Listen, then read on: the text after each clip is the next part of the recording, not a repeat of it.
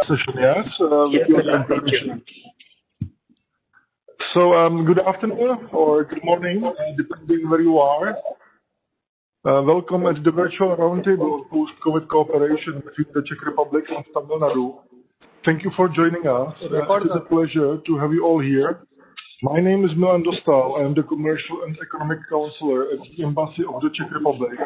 And I have the very pleasant task to be the Master of Ceremony in the next 2 hours. Also, very terrible task to be the Master of Time during this webinar. So I kindly request everybody to follow the time schedule. As long as some other house rules are concerned, I kindly request turning the mic on mute when not speaking and formulating the questions in writing as a message in the chat box so they can be answered collectively after the end of the industry session.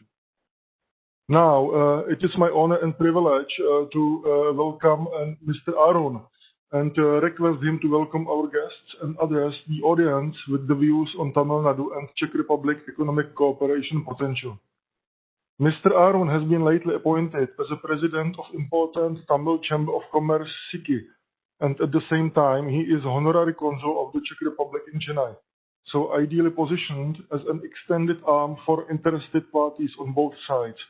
Mr. Aaron, the floor is yours. Thank you, Mr. Dostal. Am I audible? Yes, indeed. To MC Sampath, Honorable Minister of Industries, Government of Tamil Nadu, who has been rightfully focused on industrial growth that creates jobs, Mrs. Martina Tobarova, Honorable Deputy Minister of Industry and Trade for the EU Affairs and Foreign Trade, Government of the Czech Republic, whom I had the pleasure of meeting during her visit to Delhi last January, His Excellency Mr. Milan Hovorka, Ambassador of the Czech Republic in India, who is ever energetic and enthusiastic in promoting the India-Czech bilateral relationship, through N. Muruganandam, who unfortunately was not able to join us today, Dr. Neeraj Mittal, IAS Managing Director, Guidance Tamil Nadu, Government of Tamil Nadu, whom we work with very closely, an extremely professional organization, actively promoting investments into our state. Dr. Jerry Hansel, Director, Czech Chamber of Commerce, whom we are glad to meet. Mr. N. Shivashankar, Vice President SICI and my dear colleague. Representatives from the Czech and Indian companies present today. Members of the media, ladies and gentlemen. As we say in Tamil, Vanakkam. As I said in the Czech Republic, Dobry den. Wishing you a very good afternoon. Glad to be addressing you on behalf of the Southern India Chamber of Commerce and Industry, SICI, and the Honorary Consulate of the Czech Republic in Chennai. I would like to extend a warm welcome to each of you for today's event, Indo-Czech Executive Roundtable, Doing Business with Tamil Nadu. SICI would first like to appreciate the Government of Tamil Nadu for having signed 14 Memorandum of Understandings earlier this year, totaling to 10,000 crore rupees, covering various industries, including renewable energy, data centers, auto components, tire manufacturing, liquid oxygen, carbon fiber plates, waste management, EV battery packs, food products, and others. During the second quarter of this year, according to Projects Today, Tamil Nadu was second in the total number of proposals signed within our country, Chhattisgarh being ahead only due to the government projects involved. A few words about SICI. SICI has completed 110 years of service to industry, government, and society. Founded in 1909 under the inspiration of Mahatma Gandhi, SICI has inherited a rich tradition while at the same time remaining youthful, dynamic, and embracing change. SICI has conceptualized and conducted several events in the process, working very closely with the Government of Tamil Nadu. The roadshow event for MSV 2019, the International Engineering Fair that is held in Brno, was organized by SICI in Chennai during August 2019. Representatives of the Industries Department, Government of Tamil Nadu, as well as the Czech Embassy in New Delhi had well participated. A few words about the Czech Republic. In India, many still refer to the country as Czechoslovakia. However, the Velvet Revolution of 1989 led the self-determined split in 1993 into the countries of the Czech Republic and Slovakia. While the Czech Republic forms only about 60% of the land area of Tamil Nadu, the population and the GDP is about the same. However, the Czech Republic's per capita income is about $23,000. It is a developed country, high export income, innovation-driven economy, driving services, manufacturing, and industry. The literacy rate is about 99%. It's ranked 14 in the Human Capital Index and among the top 10 safest and peaceful countries to be at. Over 1 lakh Indians visit the Czech Republic annually. It's certainly a historic city, beautiful in all respects, whether it's castles, the scenic Vltava River, as well as the clean streets. When we look at the Indo-Czech friendship, Czechoslovakia was the first country to recognize independent India in 1947. India, in turn, was the first to recognize the establishment of the independent Czech Republic in 1993. The relationship has developed on trade, investment, and tourism. Silk and spice in particular have been traded since the time of the Duchess of Bohemia.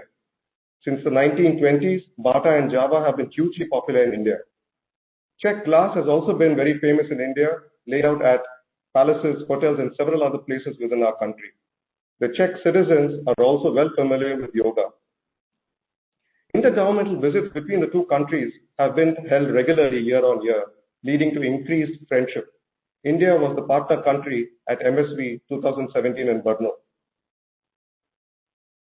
India's connect with the Czech Republic, when we are to look at it, there are about 15 of our companies based in the Czech Republic, including Mittal, Infosys, Canoria Chemicals, Genpact, Glenmark, Motherson, and the like.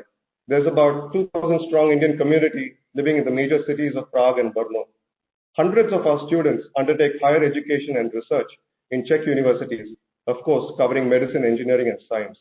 There are about 70 Indian restaurants in Prague alone. When we look at Czechs connect with India, there are about 48 Czech companies in India, including Skoda, Tatra, Zaras, Popsal, and so on. In July of 2018, India 2.0 by the Volkswagen Group was launched to invest 1 billion euros in Skoda and Volkswagen to develop new models. The following year, in January 2019, the Honorable Czech Prime Minister, Mr. Andrej Babis, flagged off a 2,000 crore R&D facility in Pune, part of the Volkswagen Group's India 2.0. When we look at Tamil Nadu and the attractiveness that it proposes, Tamil Nadu is one of the foremost industrialized Indian states, contributing significantly to India's GDP and tax revenues, and this has been for several decades. Our state is now targeting investments worth $10 billion in the next 5 to 10 years. There is a plan to attract OEMs and Tier 1 suppliers. Several schemes have been made available to support and handhold industries to undertake in-house production. Business opportunities include automotive, advanced engineering, electronics, energy, IT, as well as the different topics that Tamil Nadu is aggressively progressing upon. Tiruvannamalai Ashram as well as the Aurobindo Ashram have been of great tourism interest to Czech citizens visiting our state. When we look at the Czech Republic and Tamil Nadu working together as far as its history and potential, our Tirukural, or sacred verses, if we might say is the literal translation, is a very important part of us, and quite a lot of you will subscribe to that. This was a text that was written during the BC era by our poet Tiruvalluvar. Tirukural has a very good Czech connection through Professor Kamil Václav Zvelbil, who was a Czech scholar in Indian literature and linguistics, notably Tamil and Dravidian linguistics, literature and philology. Professor Zvelbil made the only translation of the Tirukural into the Czech language. The Czech Republic has been a strategic partner since several decades, starting with assisting our foray into the heavy industry segment. The steam boiler at Tiruchirappalli's BHEL was built with Czechoslovakia's assistance. SICI has hosted His Excellency Mr. Miloslav Stasek, as well as his predecessor, Her Excellency Ms. Eva Dvardkova in Chennai. SICI has also hosted two trade delegations from the Czech Republic. We are now awaiting the situation to improve to enable us to lead a delegation to the Czech Republic in the near future. Tentatively, we have suggested to Mr. Muruganandam, our industry secretary, about possibly planning for March 2021. His Excellency Mr. Milan Hovorka, Ambassador of the Czech Republic to India, was one of the few diplomats who traveled all the way from Delhi to participate in the diplomatic outreach program organized by the government of Tamil Nadu in Chennai last February. Innovative Czech technologies can be combined with Indian resources to achieve a useful mix that can benefit both our societies. In addition to industry, we can also work towards areas such as culture, arts, music, and sports training. Going forward, I would like to take this opportunity to share with you 3 important areas SICKI is progressing upon under my presidency, and I'm glad to be working along with my honorary consulate office of the Czech Republic towards these. We invite you to participate in this as well. The first one is called Yadam Ure. SICKI is conducting this event in association with the Guidance Tamil Nadu, Government of Tamil Nadu, and it's scheduled for October 29th through 31st. During this event, the Government of Tamil Nadu is proactively reaching out to the vast Tamil diaspora across the globe. The objective is, while safeguarding and promoting Tamil culture, importantly also reaching out to the prospective investment community to propel our state's economic growth. We have linked up with over 400 associations and 38 countries. The second initiative is that of the Industry Museum. SICKI is working with the Government of Tamil Nadu to create a state-of-the-art museum detailing Tamil Nadu's industrial growth. We'll be glad to have the Czech Republic's participation. This is especially considering Czechoslovakia's efforts several decades ago in establishing BHEL Trichy. The third program is that of SICKI 360. It's a monthly program with eminent guests that we've drawn from society, a platform wherein, in addition to our guests' expertise also shared, are their career path, their mentors, their experiences that can encourage future generations and their inputs for society. Our first event is scheduled tomorrow, and it's going to be with Dr. Soumya Swaminathan, who's the Chief Scientist at the World Health Organization and also a daughter of Tamil Nadu. In conclusion, we are sure that today's program, beyond being a good get-to-know, will also be a catalyst for development and growth. SICKI and the Honorary Consulate of the Czech Republic in Chennai looks forward to catalyzing more such events benefiting Tamil Nadu and the Czech Republic. We sincerely appreciate each of your presence with us today. Thank you, and wishing you all safe times ahead. Thank you very much, Honorary Consul, for your address. May I now kindly request Dr. Neeraj Mittal, Managing Director and CEO of Guidance Tamil Nadu, Government of Tamil Nadu, to deliver his presentation. Guidance is the nodal agency for investment promotion and single window facilitation of government, which focuses on attracting investors and facilitating new industries to Tamil Nadu. Earlier was Dr. Neeraj Mittal, the Resident Senior Advisor, World Bank Group, Washington, D.C. He is passionate and experienced in bringing technology to bear on societal problems to improve lives of citizens by enhancing efficiency, equity, and access to government services. Over to you, Dr. Mittal. Honorable respected Martina Stoberova, Deputy Minister of Industries for the Czech Republic, Honorable Minister for Industries, Government of Tamil Nadu, who is here with us, His Excellency Milan Hovorka, Ambassador of the Czech Republic,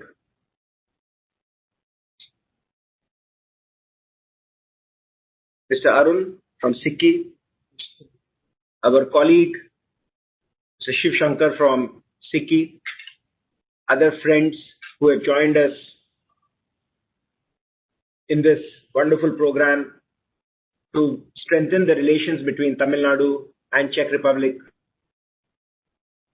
I am pleased to be here today. I welcome you all and would take you through a short presentation about the opportunities which are available in Tamil Nadu for investment and economic growth for the benefit of both Tamil Nadu and Czech companies. Next slide. Next slide.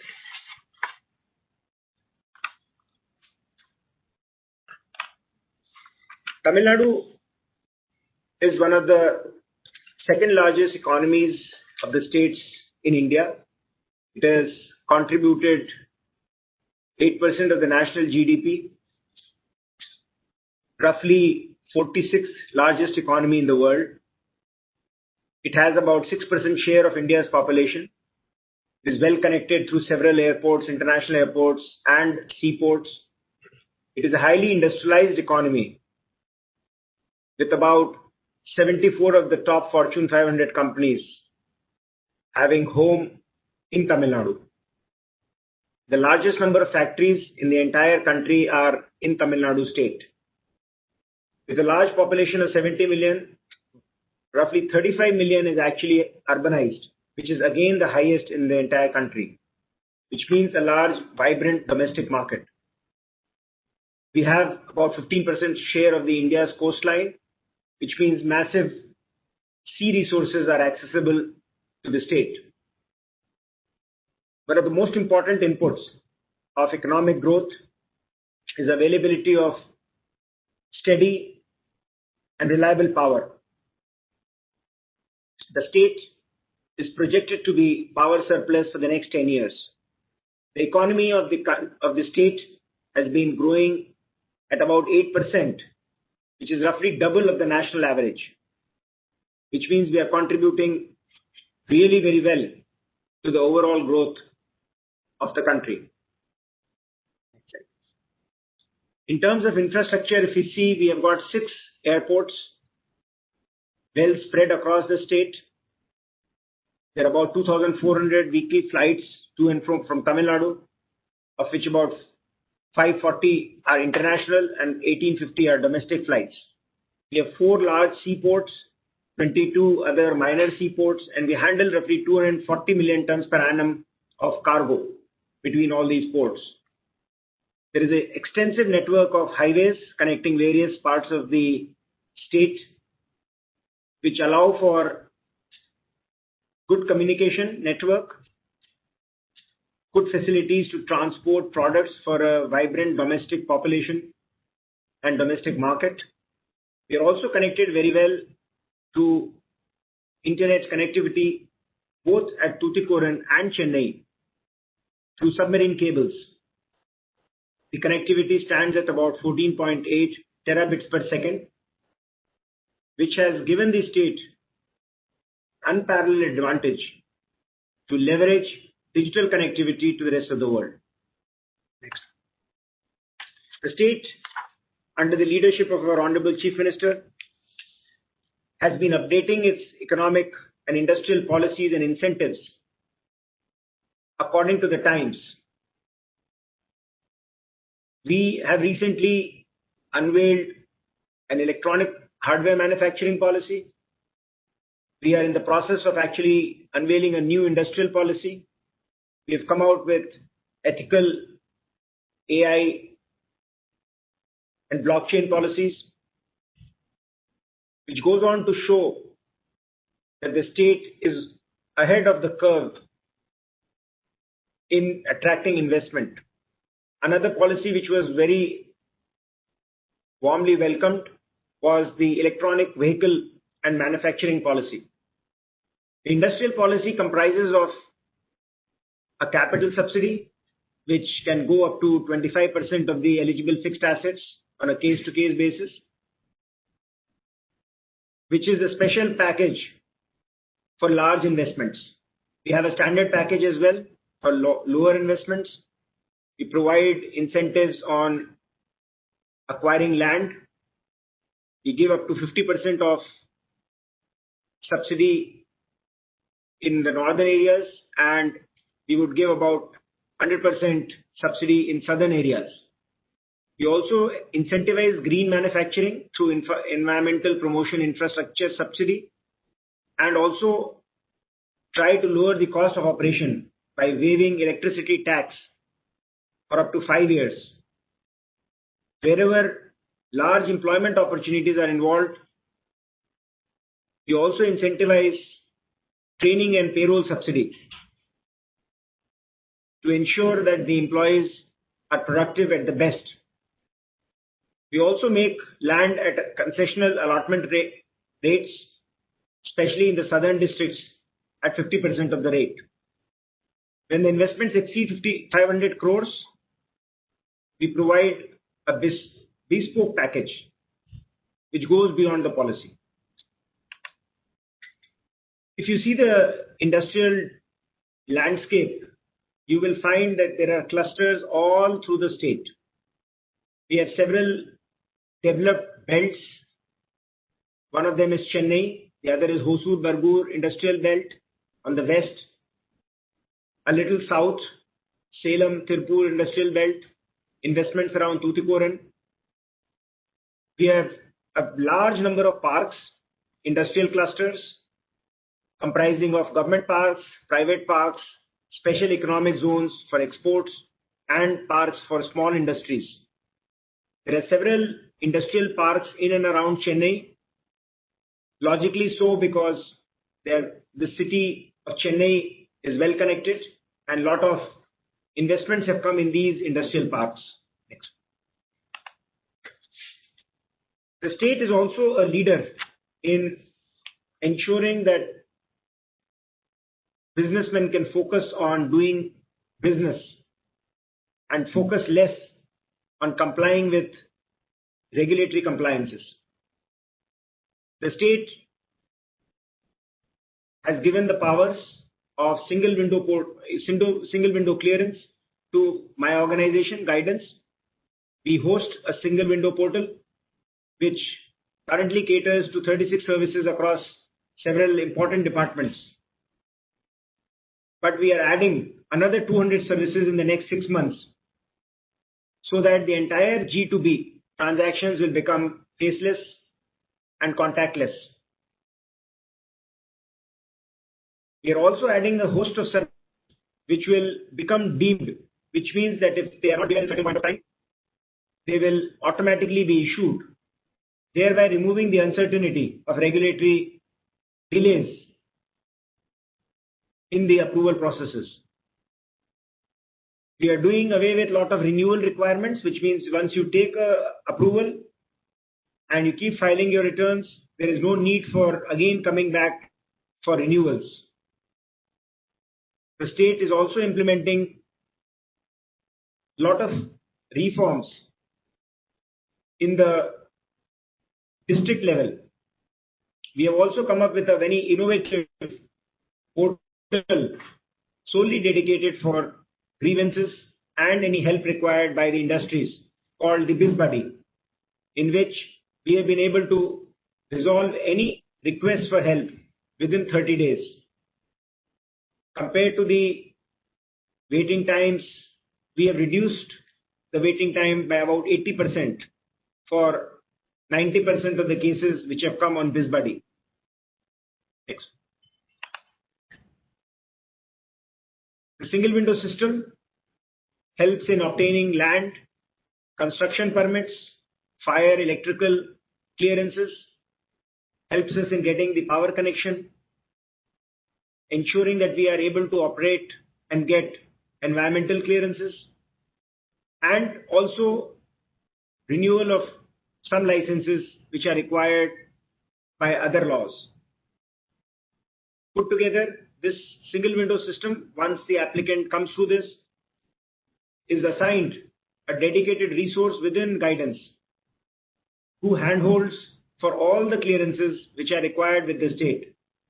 This ensures that the industry promoters do not have to run from one government department to the other, but they have a dedicated Sherpa to help them quickly start their business. In several cases, in the recent times, from the day of entry into Guidance to commercial production has been shortened under a year, and this has been possible due to excessive focus of the Honorable Chief Minister and our Minister on ensuring that the businesses start and create employment and economic growth in the state. With these few words and a small introduction about the state, I end my presentation. Thank you so much for this opportunity. Dr. Mittal, thank you very much for your highly informative presentation, which we appreciate. Now let's welcome among us our chief guest, Honorable Minister of Industries, Government of Tamil Nadu, Mr. M.C. Sampath. Mr. Sampath is an Indian politician and incumbent member of the Tamil Nadu Legislative Assembly from Kadalur constituency. He is currently the Minister of Industrial Department, Government of Tamil Nadu, where he represents Anna Dravida Munitra Kazhagam Party. Please, Honorable Minister, the floor is yours. Thank you. Vanakkam, Honorable respected Ms. Martina Rivera, Deputy Minister of Industries and Trade, Government of the Czech Republic, His Excellency through Milan, Ambassador of the Czech Republic in India, Dr. Neeraj Mittal, MD Guidance Bureau, Tamil Nadu, my friend through Arun, President Siki and Honorary Consul of the Czech Republic in Chennai, Mr. V.N. Sivasankar, Vice President Siki, Chennai, members of the industries from the Czech Republic and from Tamil Nadu, members of the media and friends, good afternoon to everyone. At the outset, I welcome the efforts of the Embassy of the Czech Republic in taking specific action to develop the relationship between Tamil Nadu and Czech Republic. During this time of the crisis, new relationship must be built and existing one strengthened. Tamil Nadu is one of the most progressive and industrialist state in India. With the second highest regional GDP, Tamil Nadu offers the best infrastructures needed for any industries to thrive and be profitable. Tamil Nadu can be a prime destination for the Czech defense manufacturing, as it is the only brownfield defense corridor in the country. Most of the Indian airports use radars from the Czech Republic. Pharma is another sector with much potential. With changing global pharmaceutical supply and manufacturing chains, Czech Republic and count on Tamil Nadu as an alternate credible source of APIs. Auto components is one of the strengths of the state. Chennai is the automobile capital of India and accounts for 35% of India automotive component production, and every 3 minutes one car is manufacturing here. Tamil Nadu is a well-developed hub of electronic and hardware with 16% of the total electronic production in India. Tamil Nadu holds second place in computer, electronics and optical products manufacturing. With recent Tamil Nadu electronic manufacturing policy, electronics is a vibrant sector for the investment. In addition, Tamil Nadu has made great strides in ICT sector and is often called the ITES and SAG's capital of India. We are proud of the prominent presence of Indian IT firms like Infosys, TCS, Wipro, HCL, to name only a few. And I am sure this will be a great sector that will benefit from the Czech Republic. I once again thank the Czech Embassy, the Principal Secretary for joining us today, but unfortunately is not there, and the Southern Indian Chamber of Commerce and Industries for initiating this event. I urge all the industries participation to utilize this platform and help us build strong business ties. Thank you. Nandri, Vanakkam. Thank you. Thank you so much, Honorable Minister, for your special address. May I now request Mrs. Martina Tauberová to deliver her special address. Martina Tauberová joined the Ministry of Industry and Trade of the Czech Republic in November 2019 and has been appointed as a Deputy Minister for EU Affairs and Foreign Trade.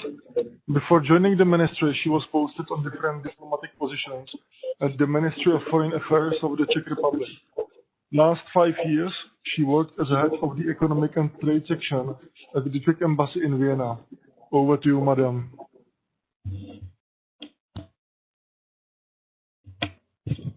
Please unmute yourself. We cannot hear you. Okay. Good afternoon to you all in India, to our friends. Dobré poledne českým přátelům. Dear Honorable Minister Sampat, it's a great pleasure to be with you. Dear Excellencies, dear Mr. Ambassador, dear representatives of Chambers of Commerce, as well as our businesses. It is my pleasure to greet you briefly during our bilateral event today, and also to thank our embassy in New Delhi, as well as to the government of Tamil Nadu and to the Southern India Chamber of Commerce and Industry for organizing this bilateral event, particularly in the situation in which we are now still facing, and even more the challenge of the COVID-19 pandemic. So I really appreciate that despite these circumstances, which are not favorable and which are consuming more and more of our time and engagement, that we do still find time for our bilateral interactions. I really appreciate that on both sides of you. I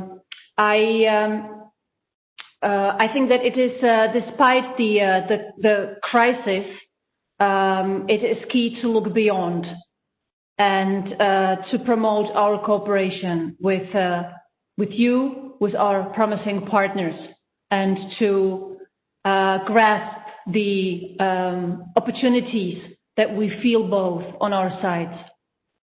I consider this roundtable in this regard as an extremely important step towards our enhanced economic cooperation with Tamil Nadu.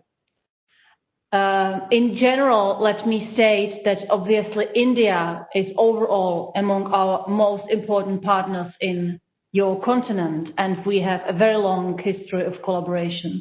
We all know about Tomáš Baťa, the Czech entrepreneur. We all know about the Java motorcycles. We all know about many companies which are operating from India in the Czech Republic, as well as companies which are active in India from the Czech Republic. We are nowadays trying to promote new projects, help our companies to advance on the Indian market, find their partners, and we assist the investment projects. These ties can be definitely strengthened considerably, in particular with your state, with Tamil Nadu. Outstandingly, the Czech Republic and Tamil Nadu share many strengths, including our traditional industry, engineering, the automotive sector, textile or agriculture. Based on this synergy, we can certainly launch new initiatives, new joint projects, and new ways of our enhanced cooperation. I will look forward to this interaction in less dramatic times, hopefully not only in a digital form. I wish you all successful business and above all, good health to you. Thank you very much. Thank you very much, Madam, for sparing the time for today's roundtable with the Tamil Nadu. Let me please also acknowledge the presence of Mr. Richard Hlavatý, Senior Director General from Ministry of Industry and Trade among us, and also colleagues from Economic Diplomacy Department of Ministry of Foreign Affairs of the Czech Republic.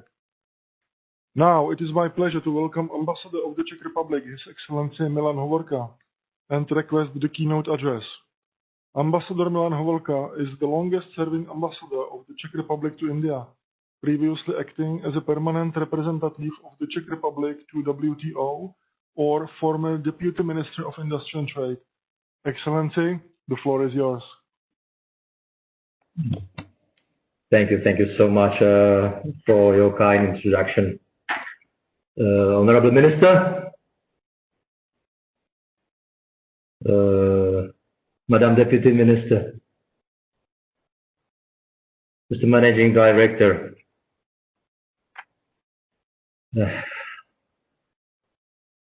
business partners, colleagues and friends, I would like to start by expressing my gratitude to you, Honorable Minister, the authorities of Tamil Nadu, Guidance Bureau, and definitely my fellow colleagues from the Ministry of Industry and Trade for being such great partners in organizing today's roundtable discussion. And I would also like to thank all who have contributed a lot to make this to happen. And definitely, I am particularly pleased to note important presence of representatives of both the Czech Republic and Tamil Nadu business community. And I am grateful to them for the case of strengthening bilateral relations between Czechia, which, as you may know, is one word name of the Czech Republic and Tamil Nadu. Minister Sampath and Madam Tauberova, I believe both of you are absolutely right to say that the Czech Republic and India are very closely related, and they, due to their jointly shared values, democracy, respect for the rule of law, and the convergence of views on a number of issues. So all these important mutual sympathies and complementarities make each of us very important, I would say, natural and trusted partners. And I'm not going to repeat what has been said regarding the impact of the current COVID pandemic.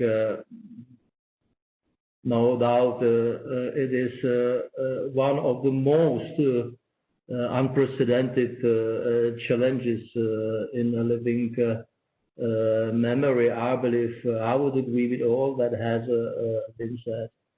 But I'm also particularly pleased to hear from our policy masters, both in Prague and Chennai, that despite all these challenges, despite tremendous strides we are taking to balance between livelihood and life, it is more than ever important to go internationally and to enhance international cooperation at multilateral regional and definitely bilateral level. And this is what this roundtable is about, and I find it very timely, indeed necessary. And I believe that today what we are doing is that we built on quite intensive contacts up to date, and we are taking important steps to take a new, I believe, more result-oriented dimension of our bilateral partnership.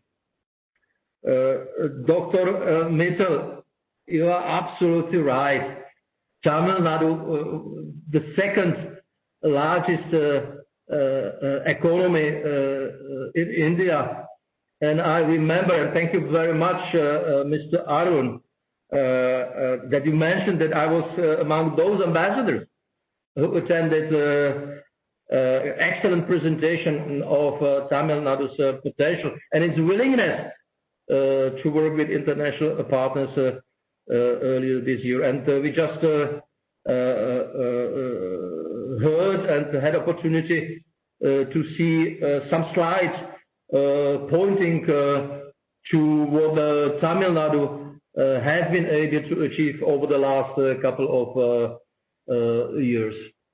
And I have also to mention, which is also very important, and as I see it, Tamil Nadu has been taking very aggressive strategy to combat COVID-19 based on a massive testing and strict adherence to all epidemiological measures.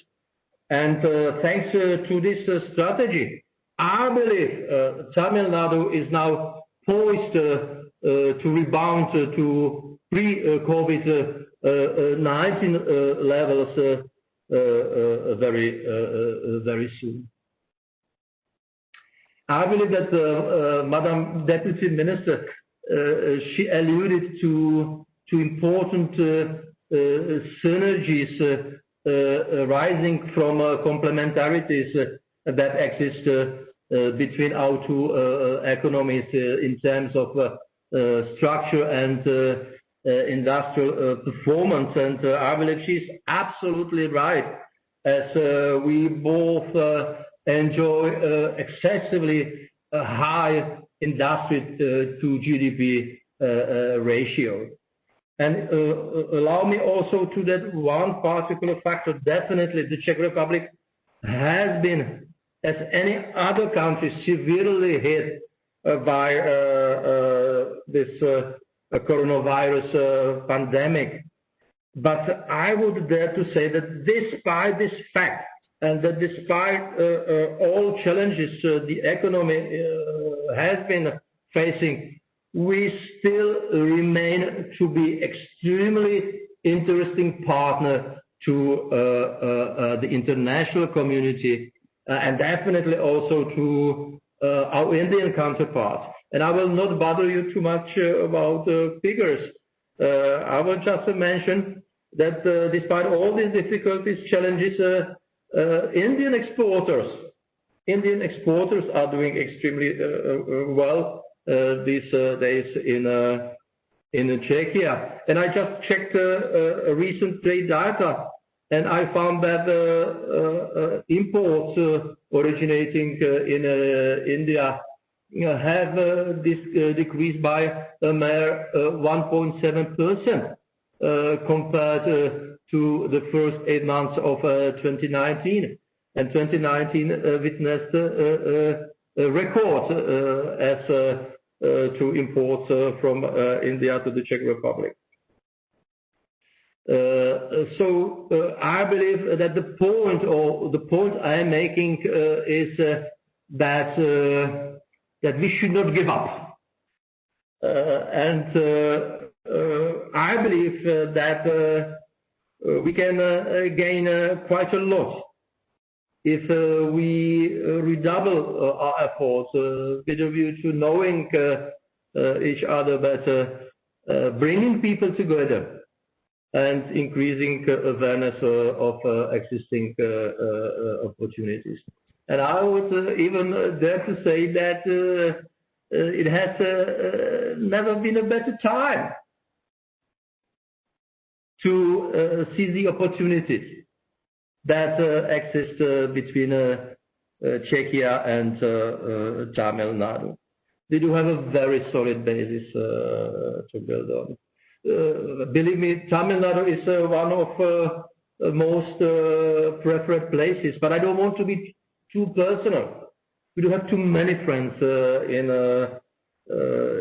Tamil Nadu, and we come to this important state quite often to strengthen the existing ties or establish new partnerships.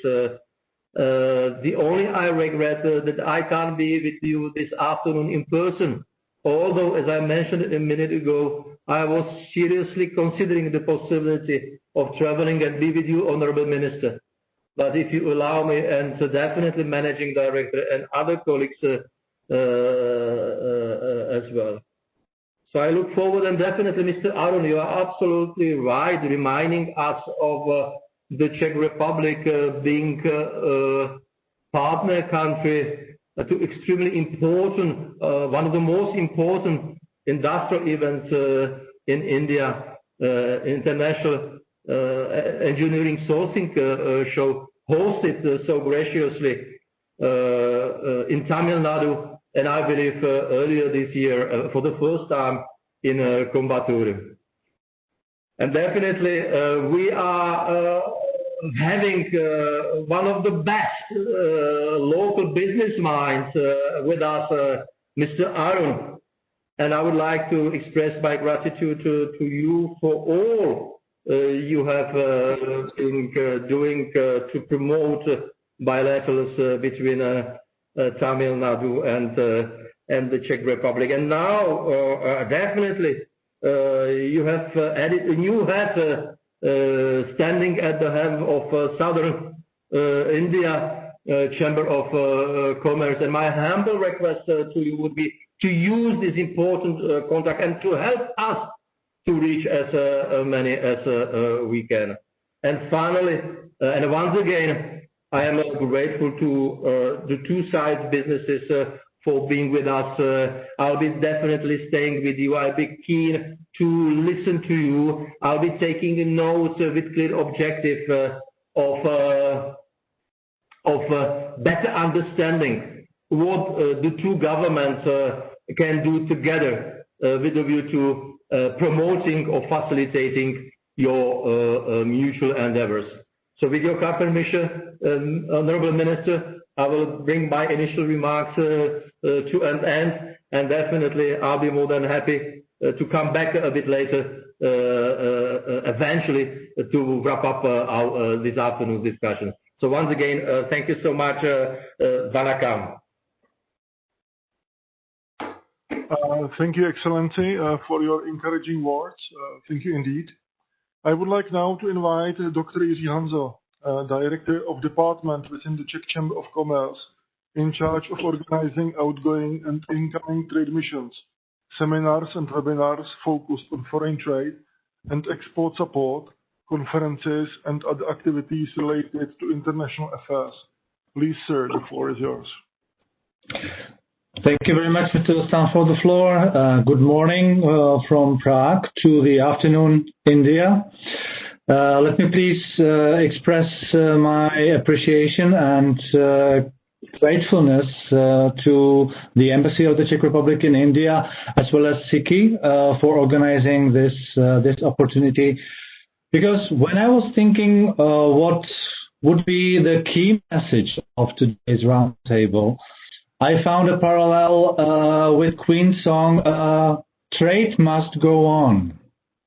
Business must go on. And that confirms actually that my thinking style is very close to Ambassador Milan Hovorka, because he said we shouldn't give up. So the trade must go on. And this is actually our main task as Chambers of Commerce, to bring people together.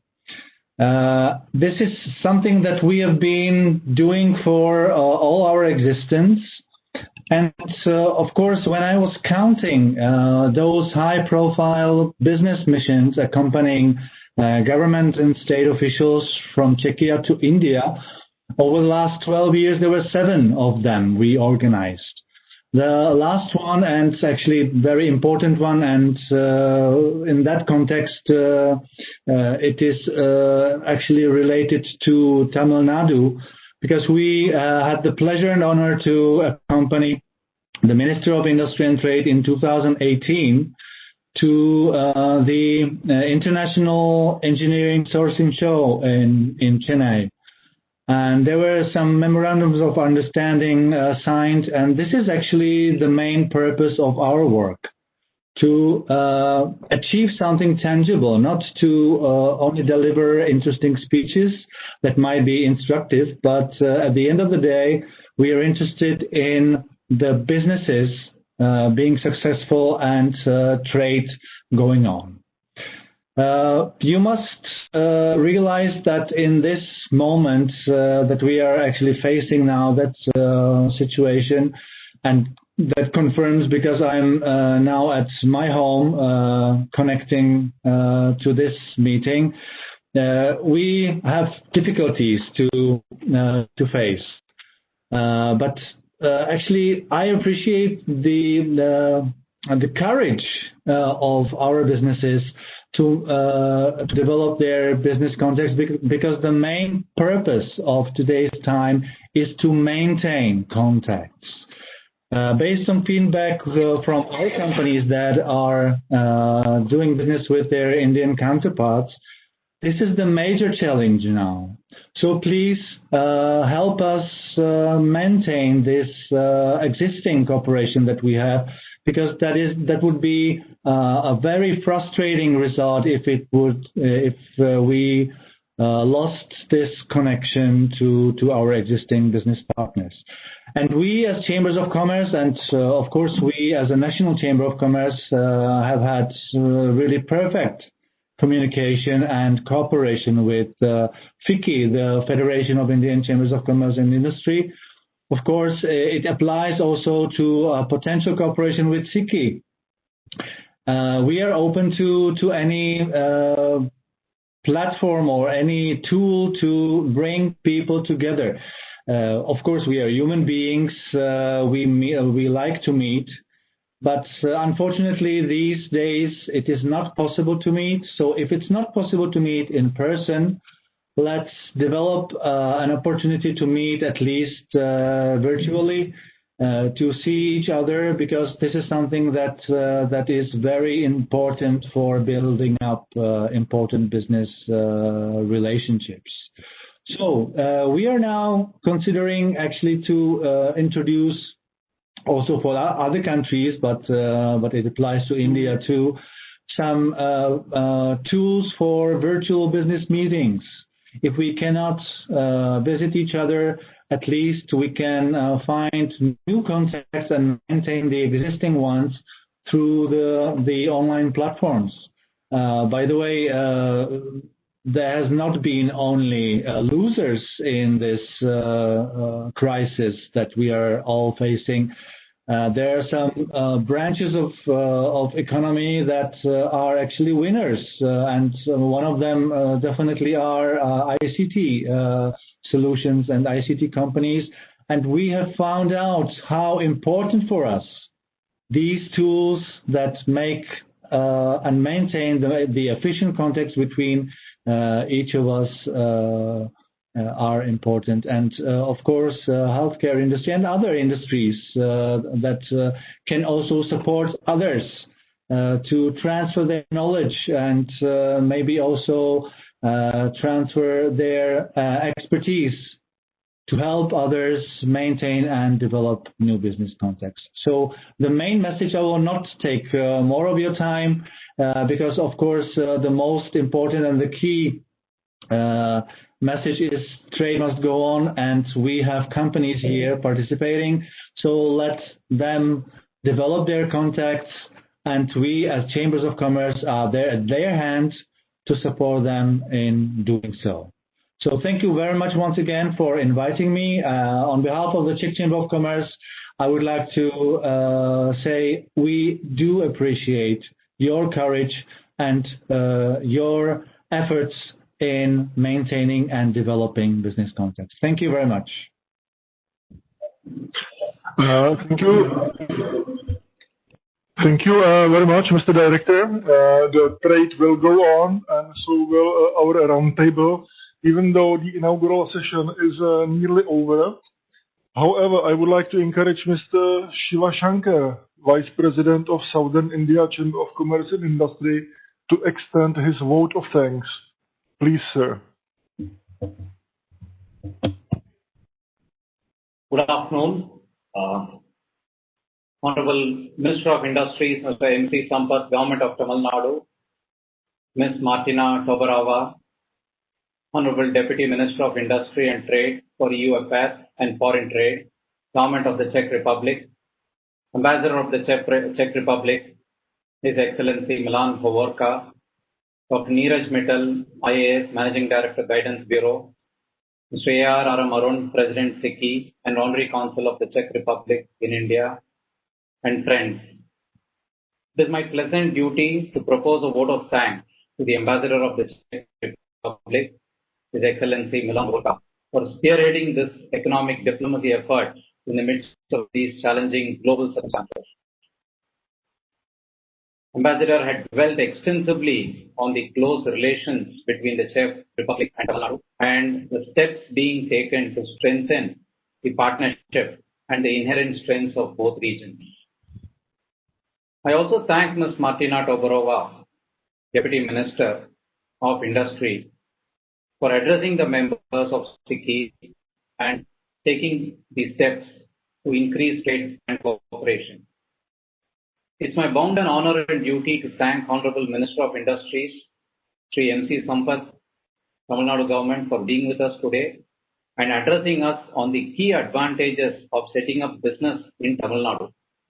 We are indeed very grateful to you, sir, for having accepted our invitation and addressing the members and all participants. It is our hope that with your support and guidance, more industrial development would flow into Tamil Nadu and the bilateral relationship would continue to grow. I also sincerely thank Dr. Neeraj Mittal for his excellent address and presentation on the competitiveness and advantages of setting up businesses in Tamil Nadu. I have no doubts that SICI would do its part to sustain the interest generated and improve bilateral ties, and with the support of the Czech government, we should be able to create more industrialization and more synergy between us. At this juncture, it is also my duty to thank all the staff of the Czech Republic Honorary Consul's Office and Guidance Tamil Nadu for assisting us in making this forum possible. I once again thank all of you for having accepted our invitation to attend this session. Thank you. Thank you. Thank you very much, Mr. Shankar. Now we have reached and progressed to our second half of the program, which is the industry session, where each of the company will have about 3 minutes to presenting themselves. Questions will be answered after the end of this block upon messaging firstly them to us via the chat box. First of all, I would like to invite on stage Mr. Sandeep Chopra, Managing Director of Comap India Private Limited. Mr. Chopra has over 25 years of experience in the field of power generation. Comap, which is one of the most dynamic Czech companies in India, provides kits to convert diesel generators to dual fuel and manufactures solar hybrid controllers for microgrid applications. Over to you, Mr. Chopra.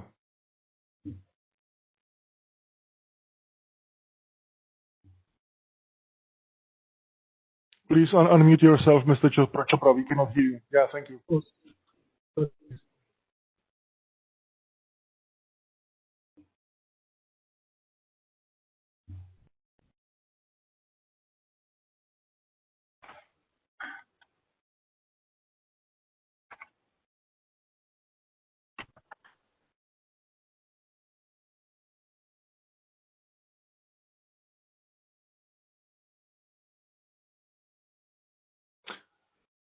I think you can start speaking, Mr. Chopra, while you are uploading your presentation. We can hear you. Is it?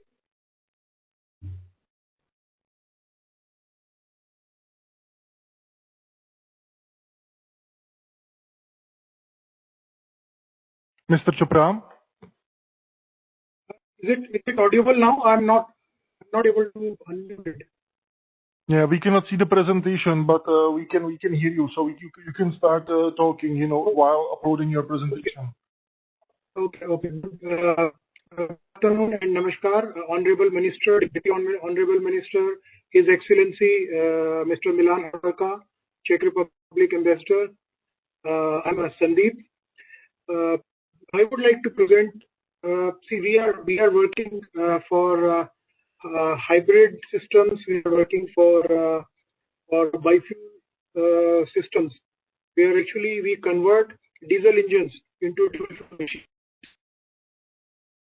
This effort to reduce in the DGs by converting them diesel engines into dual fuel machines. We have been constantly working with DG sets are actually not allowed these days because of pollution problems. So we have working with them as a partner just to convert their diesel engines into dual fuel machines. By converting diesel engine into gas engine, you are not only saving environment and particulate matter, we are also saving money spent on the diesel. Government is actually committed for the green energy, green power generation. So we are looking towards systems for hybrid and microgrid applications.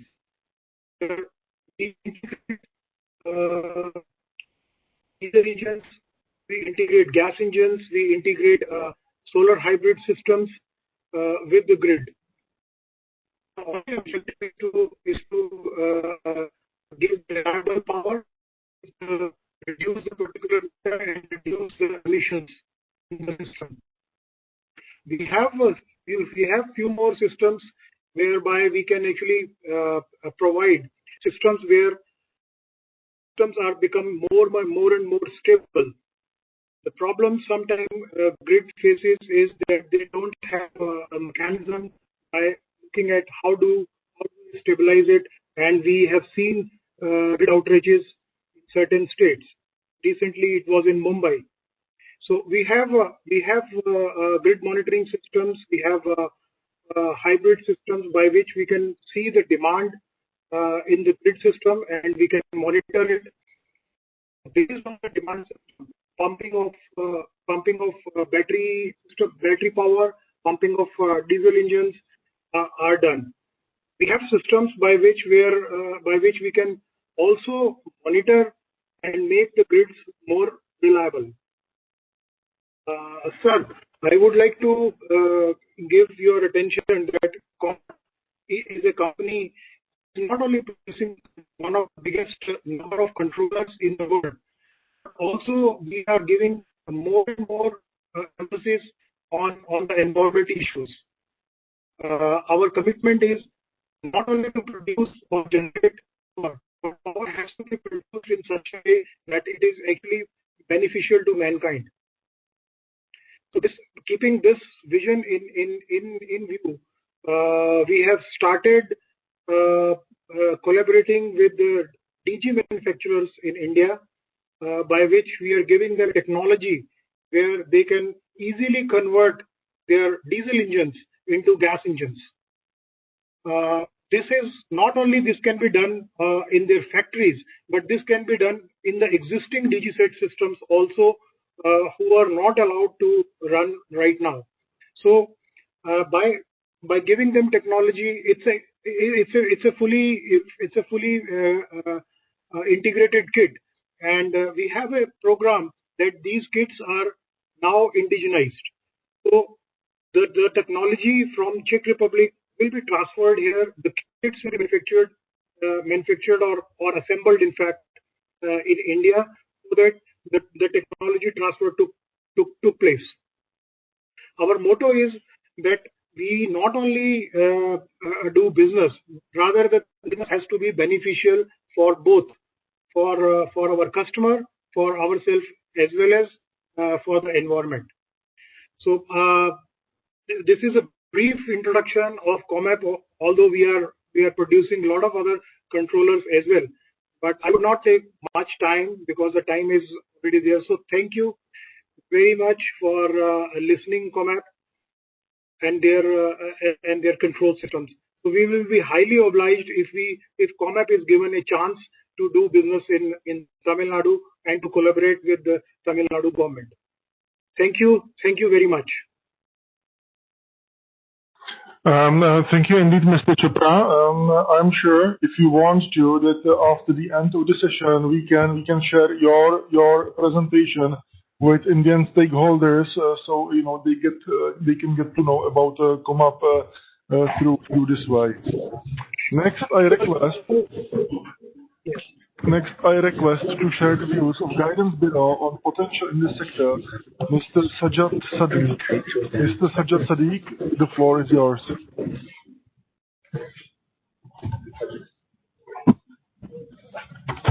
Good day, everyone. Good afternoon. Can you all hear me? Yes, we can hear you, Mr. Sadiq. Good day, everyone. Thank you for this opportunity. I'm here to share with you Tamil Nadu's electronics ecosystem. As you may know, Tamil Nadu is the second largest economy in the country. Tamil Nadu also ranks second in India's computer, electronics and optical products manufacturing. Around 16% of electronics output is manufactured in Tamil Nadu. Out of this, the computer and the peripheral equipment accounts for 62% of Tamil Nadu's electronics output in the state. The five key segments of electronics and hardware sector in the state are mobile phones, industrial and strategic electronics, consumer electronics, electronic components, and the computer and peripheral equipments. Furthermore, the electronic sector is driven by other downstream sectors such as automobile industry, telecom, aerospace, and defense and medical devices. So some of the major players in the electronics industry in Tamil Nadu are Nokia, Dell, Foxconn, Samsung, HP, Delta Electronics, Build Your Dreams, and Falcom.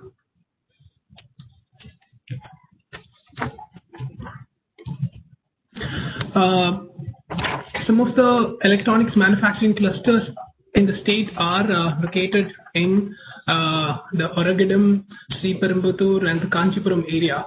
We also have some upcoming electronic manufacturing clusters coming up in Coimbatore and Krishnagiri districts. Also, the telecom instruments and the electronic instruments have contributed 38% of the total electronic exports from Tamil Nadu. The major three components which are exported from the state are electronic instruments, telecom instruments, and electronic components. In this month of September, we have come up with a new electronic policy, which is giving attractive incentive package to the electronic companies. Some of the key industries are semiconductor fab, solar module, and consumer electronics. But having said that, I pass it on to my next colleague, who will take you through the pharma and medical device ecosystem in Tamil Nadu.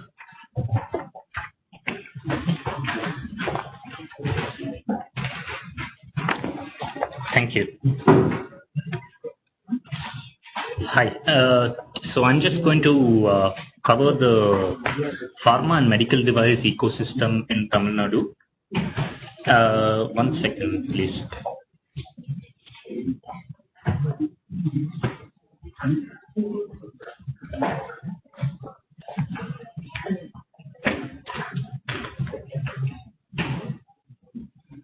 Hello.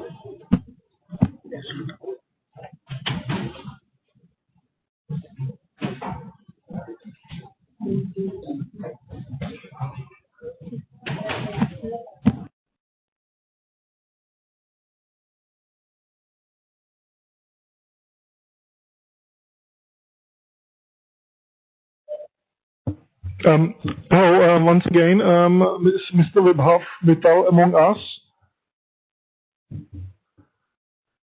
Mr. Mittal, CEO of Mahindra World City, would you like to share with us your thoughts?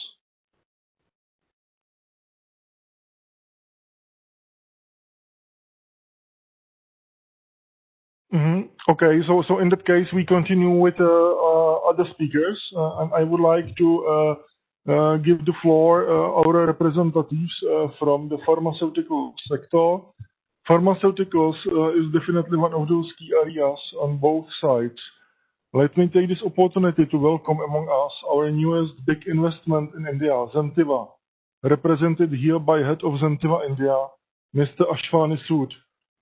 Zentiva Private Limited is an affiliate of Zentiva, Prague-based Czech company and giant in pharmaceutical field in generic and OTC segment. The sector where also Tamil Nadu excels.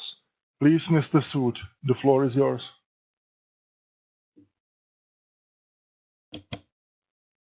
Can you hear me? Yes, we can. Yes, we can, Mr. Sood. Okay. So, first of all, good morning, good afternoon to everyone. It's a great privilege to be in this August gathering. Namaste, Vanakkam, Dobry den. You know, I'm here to present to you Zentiva, which is a Czech company, and I would like to take you through quickly as to what we are doing in India and how's our connection with Czech. And also, you know, we are very big in India as far as Zentiva is concerned. So let me tell you, of course, as introduced, we are in pharmaceutical field. Our purpose is to be with patients, to give them the medicines. Our journey as a player is more in Europe. It's a European pharmaceutical company, and our motto is to keep giving more and more medicines to the impacted people and ensure that they are affordable, they are accessible, and you know, they can get cured with our quality medicine. So we are in the generic space. Zentiva is in generic and OTC space. We are rapidly expanding our footprint. It's a growth, journey for us in Europe, and now we are looking beyond as well. So if I have to talk about a little bit, though Zentiva in India is a few months old affiliate, but Zentiva in Europe has a very, very strong legacy of more than 500 years. And it used to be known as that evil pharmacy once. You can see in my slide. And recently, when it became independent, after it was acquired by Advent International in 2018, it started its journey with from 2018 to 2020, 4 companies, and significantly strengthened its presence both in industrial as well as in commercial footprint. Today, we have 4,500 passionate people working at Zentiva, and we have 4 manufacturing sites, one in Czech in Prague, another one in Romania, in fact 2 in Romania, and now 1 in India. We also have R&D centers, 3 R&D centers, including 1 in India, and we are today sending our medicines in more than 30 countries. So I'll little bit talk about now one of the manufacturing unit which we have in India, which is in Ankleshwar, Gujarat.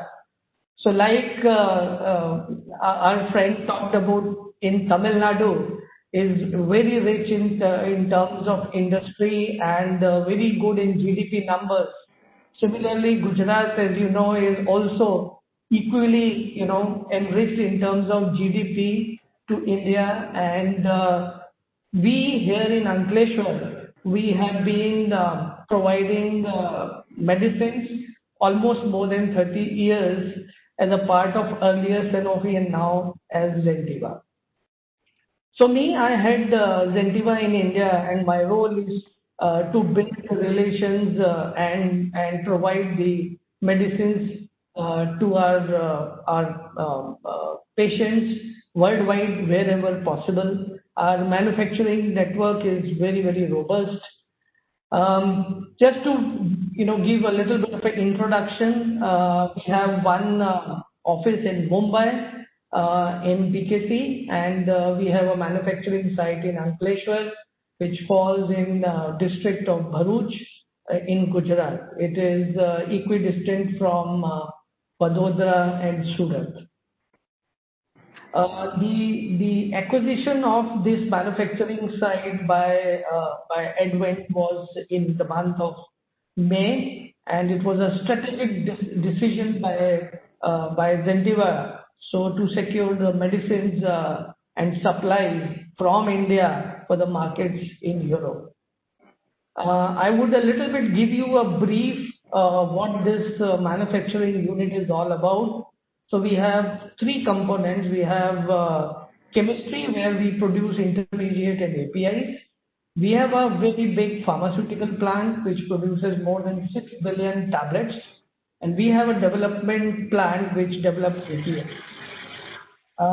The plant is, have various certification. We are a US FDA approved chemistry plant, and also a lot of other, certifications like Europe, Japan, Russia, and same way in pharma also. We are certified by EU, we are certified by Taiwan, Russia, so we are highly, in a regulated space, and we continue to provide medicines from our plant to the needies. In this COVID time, we feel really responsible to ensure medicines to keep our team safe. And I can tell you that in this whole period of COVID since March, except for 5 days when the government started the lockdown, we have been working tirelessly, and my team has been doing exceedingly well a job to continuously provide medicines to all patients.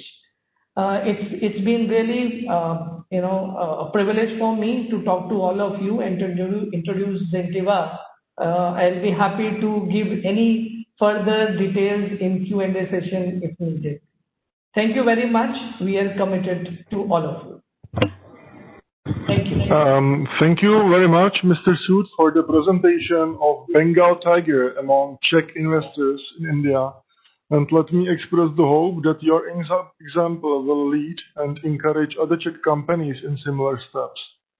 Very good knowledge of Indian market has also our next presenter, Mr. Karel Leškovský, who is chairman of Pharma Invest and Development, company which provides high-quality organic products, including fertilizers, increasing the productivity of agriculture by up to 50%, currently present in Africa and expanding to South America into 2021.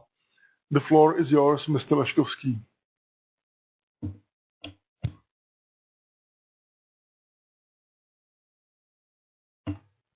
We can see the presentation, just please unmute yourself. Yes.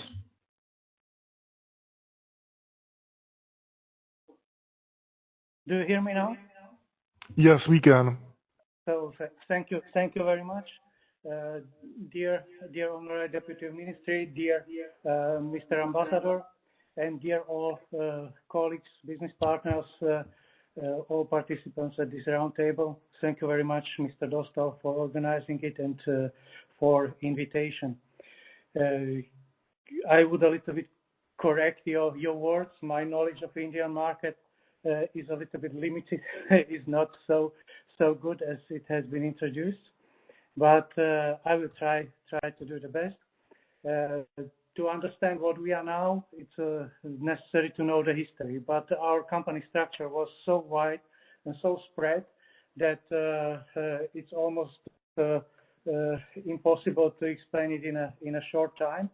So only very quick. The pharmaceutical part, we were 3 shareholders. Our base or our start was the company home. It was the scientific research center. We acquired after privatization. Later on, we started to manufacture our own food supplements. Later on as well, medicine. Maybe our colleague from Zentiva will know it because we manufacture it for Zentiva omeprazole under the brand name of Helicid and ciprofloxacin. Just making the story short, 2016, we 3 shareholders we split, and I started to operate my own company, and I started with the food supplements as it was in the past, and later on, based on market demands, we extended our focus, and we have recognized that the future is more in the sustainability, ecology, disaster management, and so on. And therefore, we expanded other fields of our focus instead of food supplements. We still are manufacturing and supplying food supplements, but it's the minority of our business. What I would like to point out is a little bit the field of disaster management. We started with field hospitals, and then we based on the demand, we expanded our activities, and finally, the situation is now so that we have pretty high demand on military equipment. So we expect to become fully licensed military or defense equipment trader by the end of the month. The second big part we are working on is water treatment. We acquired several patents, and our first water cleaning application, water cleaning system will be installed within few weeks. I hope successfully. More details I can give on request. The reason why we have been invited is our fertilizer. Here is something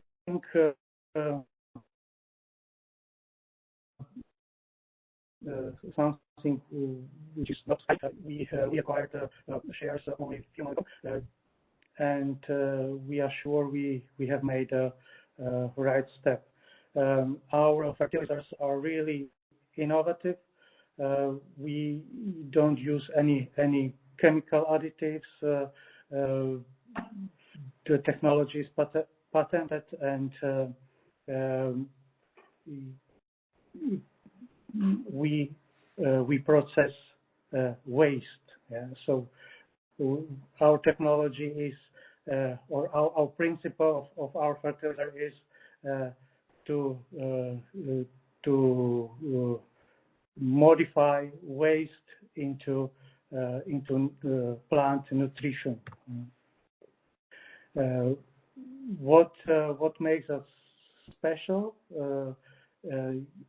It's really the the base of the fertilizer. It's really no chemistry inside. It gives enormous economical advantage. We have seen that the farmers are able to earn over 25% or more compared to general used fertilizers. It's how to say, it's Viagra for the plants. It balances the nutrition, so it can be used not only to help to grow, but as well to eliminate other negative impacts to the plants. For example, we can apply the fertilizers after floods, where generally the plants are damaged, but after using of our fertilizers, the plants are growing again and becomes strengthened again. But the major message I want to bring here is that we are not bringing to you fertilizers. We are not bringing to you investments only, because money we have enough. We can build the plant by our own sources. What we are bringing to you is a enormous marketing tool. Is a political program. You can talk to your people. You can make gains, political gains, on one side, and on the other side as well. You can help your people. You can help your farmers. This is the major message. We have already some successful stories behind of us, and of course we would like to continue with this successful story in country like India, where I have a pretty close relation to. My daughter lives there. We have a joint company there, so it would be a pleasure for us to give you this political tool to help your people, to help your farmers. The technology is pretty simple. We built collection points close to the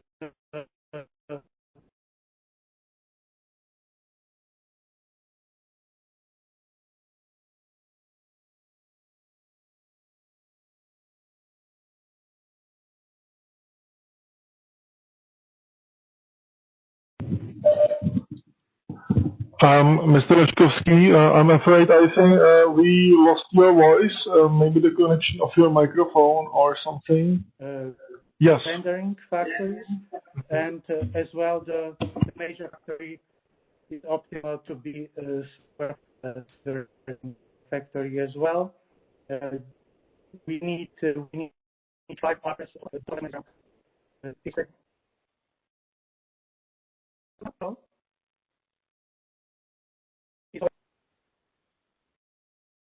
Mr. Osta? It is working now, Mr. Leszkowski. Yes, we can. So, do you?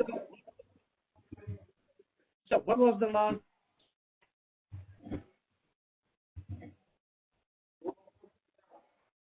What was the last?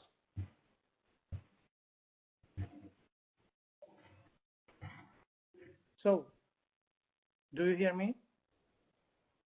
I think last that we heard was about you started to describe what you need to build a technology. So, okay, what we need? Good. We need to build collection points for the waste, for the hooves, for horns, and for feeders, and then to get an area of approximately 5 acres. And that's all we need from the investment point of view. Of course, we need local partners for distribution. If there would be an investor interested to build the factory with us, so he is welcome, but we are able to finance it by our own sources as well. So that's what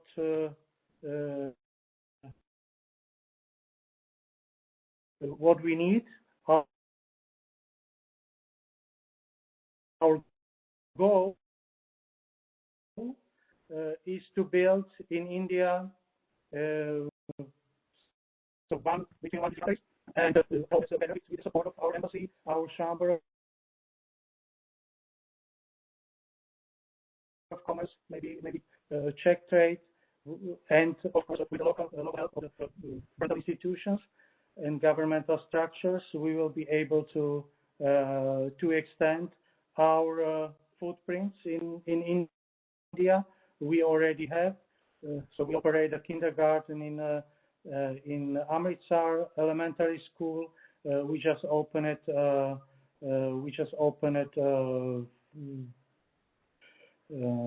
Showroom for exclusive Czech glass, and I hope that in the very near future, our drones will help to grow your plants, and that after 1-2 years we will say, yeah, we made an interesting project which help people, help the local politicians, and of course will satisfy our business needs. So that's all from our side. Thank you very much. Thank you very much, Mr. Leškovský. As you know, Czech Republic will be partnering the major event in 2 weeks focused on the waste management. So I think that our embassy can go even further in promoting your activities and your waste processing technologies, as you just nicely described to us all. Now, I have received the information that our esteemed guest from the Mahindra World City, Mr. Vibhav Mittal, is with us. Mr. Vibhav Mittal, can you hear us? Can you see us? Yes, very much. Can you hear me and see me? Yes, we can. Welcome. Thank you so much, Milan, and it's wonderful to be here. Good evening to everyone. Great to be catching up, and I'm really sorry there was some network issue. I couldn't connect earlier. Very quickly, I was asked to speak on electronics sector in Tamil Nadu. Just a couple of points I will put in across. I think Tamil Nadu and Chennai especially is one of the most important cities as far as electronic manufacturing is concerned. It is one of the top 2 centers for electronic manufacturing in India. And as far as the government policies are concerned, there have been some fantastic policies which government of Tamil Nadu is coming out with for the companies which are investing in the electronic sector. There is a special electronics policy from the government of Tamil Nadu, which most of the international companies and the Indian companies can take advantage from. And I believe that electronic sector is going to be one of the most important growth engines for state of Tamil Nadu. Now you must be wondering what I do and what my company do. I am from Mahindra and Mahindra Group. Just to quickly share, my screen with you. I am from Mahindra and Mahindra Group, and I'm sure are you able to see the screen?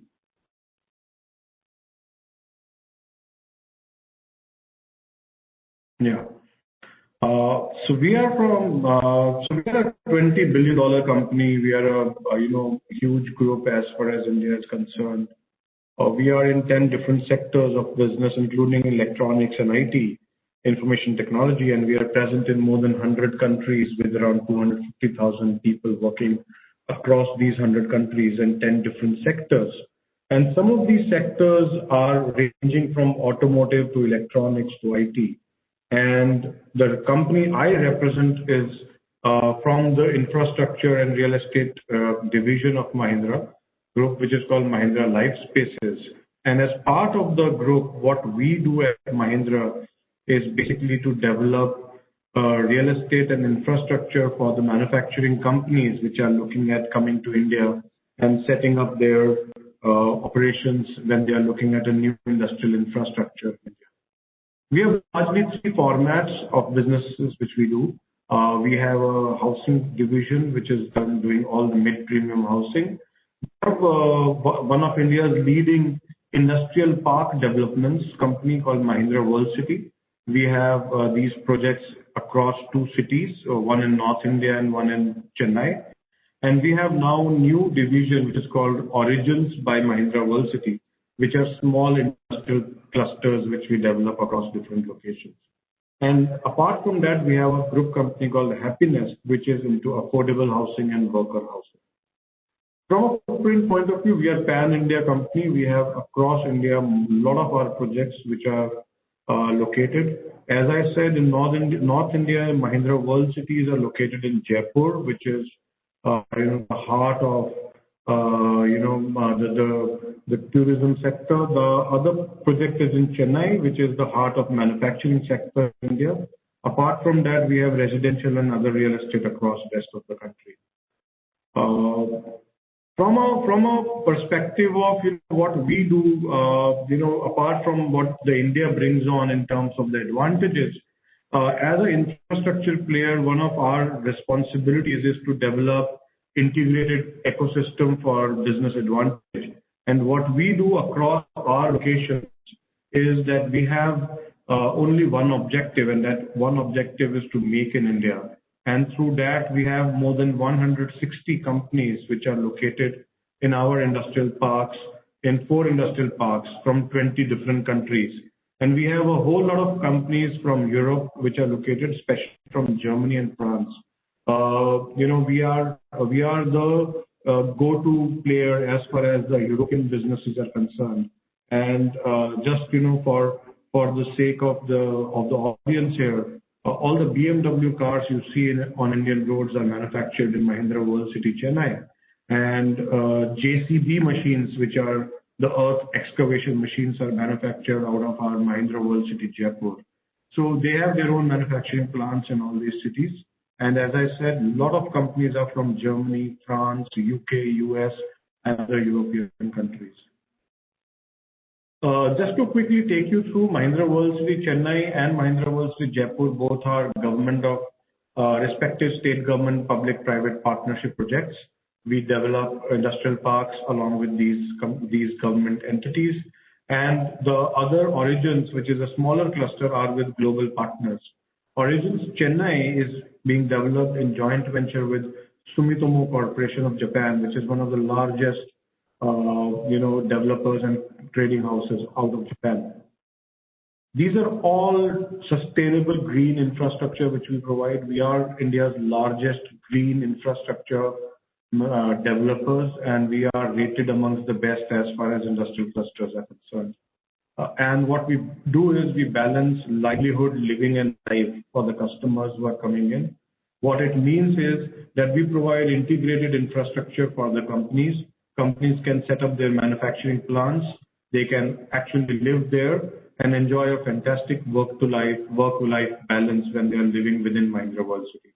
I'm sure all of you would know that currently Paris is talking about 15-minute commute from their homes to workplaces.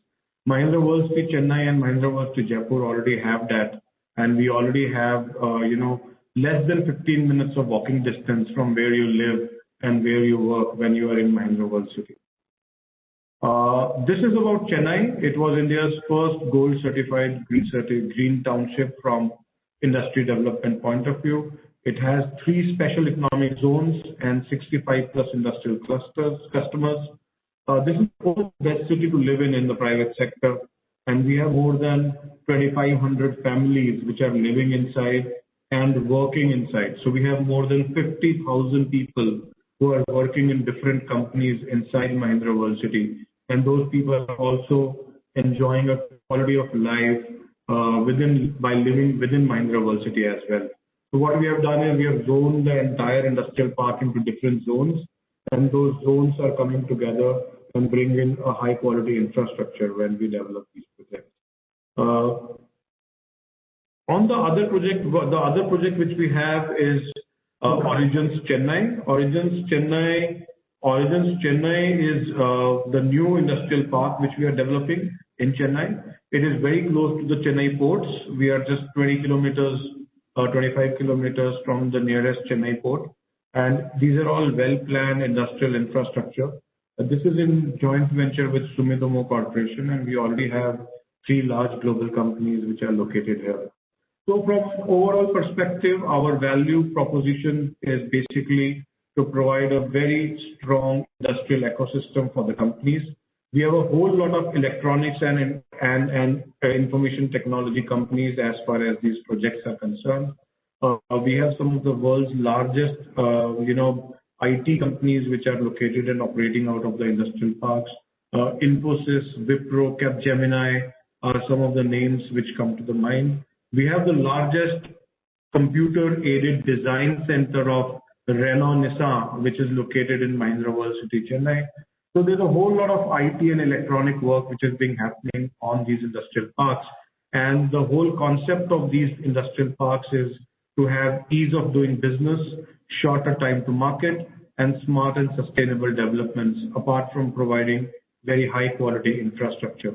So this is from me. If you are more interested to know about Mahindra World Cities, please feel free to contact me or Southern Chamber of Commerce or www.mahindraworldcity.com.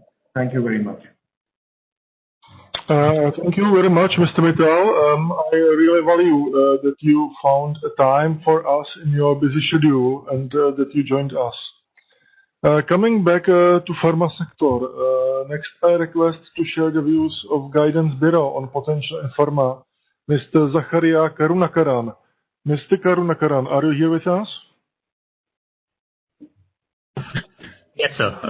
Good afternoon. So I will just share my screen.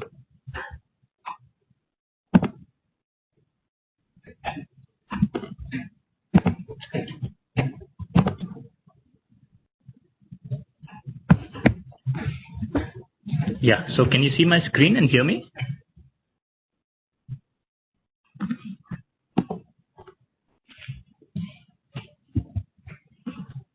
Yeah, are you able to hear me, sir? Yes, we can. We can see you and hear you. Okay, all right. So I had the pharma and medical devices desk here at Guidance Tamil Nadu. So I will just give you a brief overview of why this sector is really important to us and what we have planned for the future of this sector. So yes, so Tamil Nadu is the 5th largest manufacturing sector for pharmaceuticals in India, and we have around 400 plus companies that specialize in bulk drugs, formulations, and medical devices. And if you look at some of the key companies that are already in Chennai, I mean, you would see very strong parallels with those that are already in the Czech Republic. So many of them who are there are also here, and many of them were homegrown from India, then expanded to the Czech Republic. And many important players across biotech, bulk drugs, and medical devices. And the state output in 2017-18 was more than $1 billion. And we lead in the export of surgicals. Tamil Nadu is a leader in that. And in terms of infrastructure, we are looking to build the pharma ecosystem in the state. So as far as bulk drugs are concerned, we are coming up with a new bulk drug park that is very close to Chennai city. So this will be spread across an area of nearly 2,000 acres. And we invite companies from all over the world to come and set up over here. And the pharma sector has assumed significance in light of recent developments. I mean, the pandemic and the need for, focus on supply chains being routed in a very balanced manner. And we are also focusing a lot on medical devices. So a 330-acre Medipark is nearly ready. So if any companies would like to explore that, I mean, we are very open to conducting site visits with the companies and taking you on a tour to see what is the area, what are the facilities available, and what are the various opportunities for collaboration with the state. So if you look at the major players, we have homegrown companies like Trivitron, we have Orchid for Chemicals, Pharmaceuticals, Cura, Stan, Phoenix Systems, Power Formulations, so a wide variety of players. Of course, I mean, we have a long way to go in so far as the sector is concerned, but I think we are very poised for a smooth takeoff. Now, if you look at the map of Tamil Nadu, you can see that there are certain clusters that specialize in pharmaceuticals and medical devices. So, of course, I mean, many of them would prefer to be close to the Chennai region, the city. And then, of course, you have certain areas. If you go east, you have the Hosur Bargur industrial belt that Dr. Neeraj Mittal was mentioning during his presentation. You have the Coimbatore region, where you have a large number of players. You also have a biopark over there, which specializes in biotech-related industries. And you also have southern districts. So Tamil Nadu is promoting southern districts in a very large way. So the attractiveness of southern districts is that there are additional incentives available for companies. There is a vast area of land that is available for companies with a good infrastructure, good water supply. Now, if someone wants to set up a bulk drug unit, you need a large amount of water supply, good quality water. So that is something that we are starting to assure investors will definitely happen. So we invite you to the southern regions as well, apart from the well-developed clusters that we already have in the other parts of Tamil Nadu. So, I mean, of course, for an ecosystem to develop, we need a lot of skilled manpower. So, as you would know, Tamil Nadu is a medical hub. So a large number of people come to Tamil Nadu for treatment to hospitals, because we have many leading hospitals over here. You have the Christian Medical College, you have the PG, you have Pondicherry, you have so many regions that cater to medical tourists, not just from all over India, but also from South Asia, from the Middle East. So naturally a market is there in Tamil Nadu. So taking cue from that, we also have an extremely skilled ecosystem. So we have leading medical colleges and pharmaceutical colleges that train manpower for this precise reason. So we have more than 70 institutes providing a range of pharma, biotech, and various degrees and diploma programs. And every year you have around 1 million graduates who are joining our workforce. So you are thereby assured of a steady stream of skilled manpower. So that is one of the big questions that come up. Do we have skilled manpower if we were to set up a facility over here? And we can assure you that that is extremely well established, and we have more institutes coming up. So this is something that you can really take advantage of. Excuse me, Mr. Vikaria, I'm sorry to interrupt you, yes, but we have today nearly 30 speakers, and the scheduled time for each speaker is 3 minutes. You will really please me if you will manage it within 7 minutes or so. So please continue, but also please do respect the other speakers. Thank you very much. Absolutely, sir. I'll be done in 2 minutes. Yes. So, I mean, of course, I mean, you know about our Tamil Nadu industrial policy. So any industry setting up here is eligible for a wide range of incentives. So I invite whoever is interested to please get in touch with us, and I'll be happy to share the state of Tamil Nadu can do to make sure that you have a very smooth journey over here. And of course, we also have a biotech policy, and also recently, like my former colleague, Mr. Sajjad, spoke about the electronics policy. So one component of the electronics policy is medical electronics. So we are considering that a priority sector. So we also invite you to please explore these policies and take advantage of them. So, I mean, I will leave you with that. I mean, investment opportunities are plenty in Tamil Nadu, either in contract manufacturing, in research and development, and also in the medical device sector, where, I mean, we have a Medipark, like I said. I mean, these are some of the products that we are expecting to take off, and we are offering a wide range of incentives. So we invite you to please collaborate with us and take this forward. Thank you so much. Okay, thank you very much, Mr. Karunakaran. I'm sure that if you are interested, you can share your very useful and interesting presentation among the Czech stakeholders after the conclusion. And now, I would like to request Managing Director of Maladi Drugs, Mr. Jayasilan, to share with us his thoughts. Please, Mr. Jayasilan, are you here with us?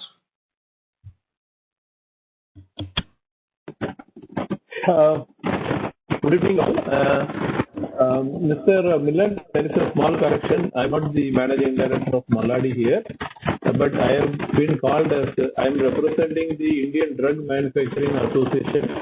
Over 1,000 Indian drug manufacturers are part of this association, and we normally tell this as IDMA. I am the chairman of Indian Drug Manufacturers Association of the state, and Mr. Karnagaran has clearly presented about the. I am going to take. I don't have any slides. My idea is just to give you invite all the Czech investors to come into pharma sector and also biotech sector to Tamil Nadu. I can highlight the important reasons which already mentioned by Mr. Karnaran, but I will reinforce. As you all know, pharma is a knowledge-based sector, and first advantage of Tamil Nadu is you have pharmaceutical, biotechnology, scientists or skilled people.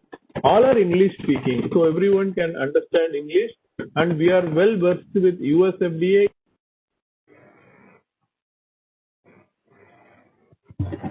Regulated UK MHRA, US FDA, and regulated market regulations. Our people are well versed, and above all, today in pharma, IT is very important, information technology. So what happens is most of the data, particularly the quality control and analytical data, are in the IT sector. We have a very good IT skilled people in Tamil Nadu, particularly. So English speaking workforce, pharmaceutical background, and with IT fluency, Tamil Nadu, apart from whatever our industry guidance said, in terms of infrastructure, you have both seaport and airport. Above all, we are well connected. More than around near to 700 manufacturing industries are here. We are well connected with all ports, and we are getting API from all over the world, and also from India and China. It's coming. And Tamil Nadu government is now going to come with the exclusive API park which can be used. What is the advantage is you can manufacture product at US FDA, UK MHRA standard, and you all know India is called as the pharmacy of the world because we are exporting to over 200 countries across the globe. So if you come and put your facility in India, you will ensure that quality drugs at affordable price you are getting, and you can cater to the entire world, including US, UK, Japan, all these regulated markets. That is the benefit of it. It is a very rare opportunity of having all infrastructure support from the government, because Tamil Nadu government is taking pharma as a high trust sector, also having a skilled people. With all this combination, IT, additional language, with all these things, Tamil Nadu would be the destination for investing in pharma. Both you can come into API, formulation. If you want R&D, all international companies like Pfizer, all are having their R&D centers in Chennai. Mostly their global stability is handled only from Chennai. Their pharmacovigilance are handled from Chennai because of English speaking and skilled labor. So these are all the benefit of Tamil Nadu. On behalf of Indian Drug Manufacturers Association, I welcome all of you, whoever is interested in coming into Tamil Nadu, and we are here as a neutral association to facilitate any support you need from pharma sector. Thank you. Thank you very much, Mr. Jayasilan. Another example of prospective sectors on both sides is defense. I would like to take this opportunity to welcome among us Mr. Jayakumar Jayarajan, Director of Joint Venture of Česká zbrojovka based in Chennai. Česká zbrojovka is one of the oldest and biggest firearms manufacturers in the world, exporting to over 100 countries, now also with representation in Tamil Nadu. Please, Mr. Jayarajan, could you tell us more? Yes. Good afternoon, sir. Good afternoon. To thank you all for giving us an opportunity to be present here and showcase our product and also our joint venture. We profoundly thank the government of Tamil Nadu and the government of Czech Republic for having given us an opportunity to present our companies, both our companies, to you forum. So our company, first slide. So our company is based in Chennai. Countermeasures Technologies Private Limited, CMT, is in joint venture TOT partnership with Cisco Brajovka, a company based in Czech Republic, one of the oldest firearms manufacturers in Europe. Founded in 1936, they've been in the front line of providing some of the best firearms to world armies and militaries worldwide. They are NATO certified, NHA compliant, and ISO certified, and all their products exported to over about 90 countries worldwide, including India. Coming to our company, CMT, is a defense consulting firm on an early occasion, and with over a decade of experience in supplying arms, ammunition, and special forces equipment pan-India. We have delivered to about 23 state police forces, paramilitary forces, and our special protection group, and to the Indian Air Force, the Garud Special Forces in particular. The current joint venture that we have with Cisco Brajovka is to realize the dream of the vision of Make in India in defense. For which reason we have been associated with Cisco Brajovka for a while now, and we have started to realize the project in the state of Tamil Nadu. Currently, we have about 10 acres of land, a state-of-art manufacturing facility which is coming up in Tiruvallur district. That is in falling under the Tamil Nadu Defense Corridor. Currently, we have the ability to expand our production capacities, and we have earmarked more than 300 acres of land near Tiruvallur to enhance our product capabilities. The currently construction facilities are about 21,000 square feet of manufacturing and assembly space. Marketing building is also part of the whole proposal, and our construction activity, which is happening at the moment to realize the Make in India initiative, by far supersedes all the aspects of defense and security manual in terms of construction of a private manufacturing facility in India. Currently, the proposal is to manufacture and proof test small arms. Basically, the Brajovka is world leader in manufacture of small arms, including the CMPC, the Scorpion submachine guns, the CZ807 7.62 into 39 assault rifles, the Bren 5.56 into 45 carbines, and 7.62 into 5 NATO caliber battle rifles. They are widely in service in European nations, and India is also part of the clientele of Cisco Brajovka. All these years, we've been working on making this Make in India initiative a reality, and with Cisco Brajovka's association and transfer of technology and joint venture, we'll be realizing that dream through the Tamil Nadu Defense Corridor in India. So I'm joined by my colleague, Mr. Gokul Anand Yuvaraj. He is the CFO of the company, and we have also Mr. Ivo Kadlic, International Sales Director of Cisco Brajovka from Czech Republic, joining us right now, and I would like to invite him to say a few words before we close. Mr. Ivo. Good afternoon, everyone. I would like to thank the embassy for organizing such an amazing event, even if it's online, but I wish we could meet very soon in person as well. I would like to describe Česká zbrojovka maybe just in 2 sentences, or would like to say the biggest advantages of CZ. CZ, because we are on the market for more than 80 years. That means that we are already producing, have big knowledge about the firearm production. That means that because of the joint venture, we can very quickly move the production to India and start the production running, hopefully by the next year.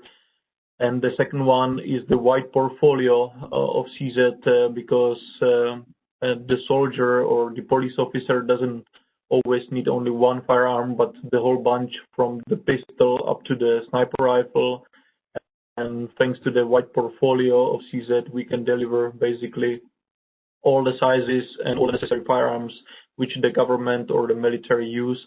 So I really hope we can have an opportunity to present our products very shortly to the government. And I believe you can find our products convenient for your use. And I'm looking forward to cooperate with you and the government of Tamil Nadu. Thank you very much. Thank you very much to gentlemen, Mr. Karlic in Uherský Brod and Mr. Jagarajan at the same time in Chennai. Now I would like to give a floor to expert on the defense sector from Guidance Bureau, which is Mr. Ramachandar Pudipedi. Mr. Pudipedi, are you here with us?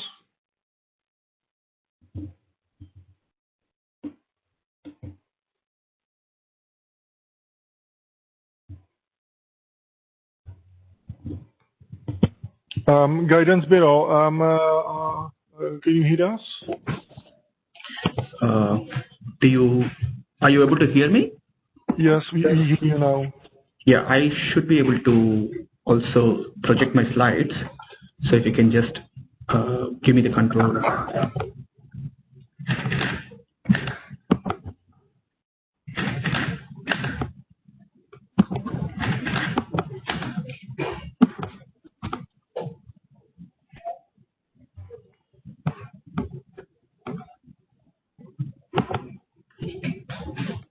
Okay, you can start, Mr. Pudipedi. So you have the slides with you? Yes, we can see the slides.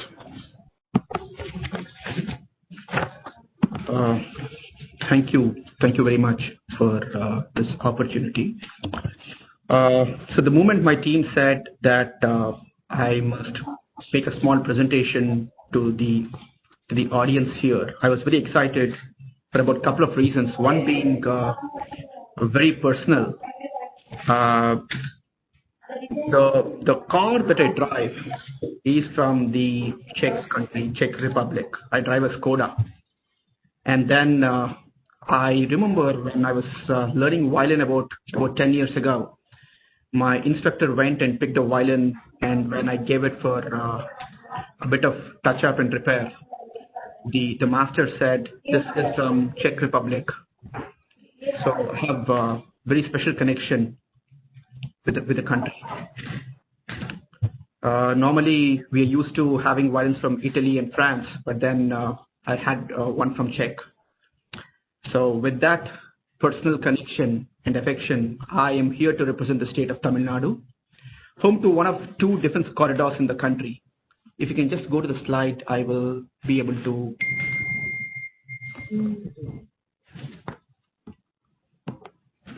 No, I don't have the control.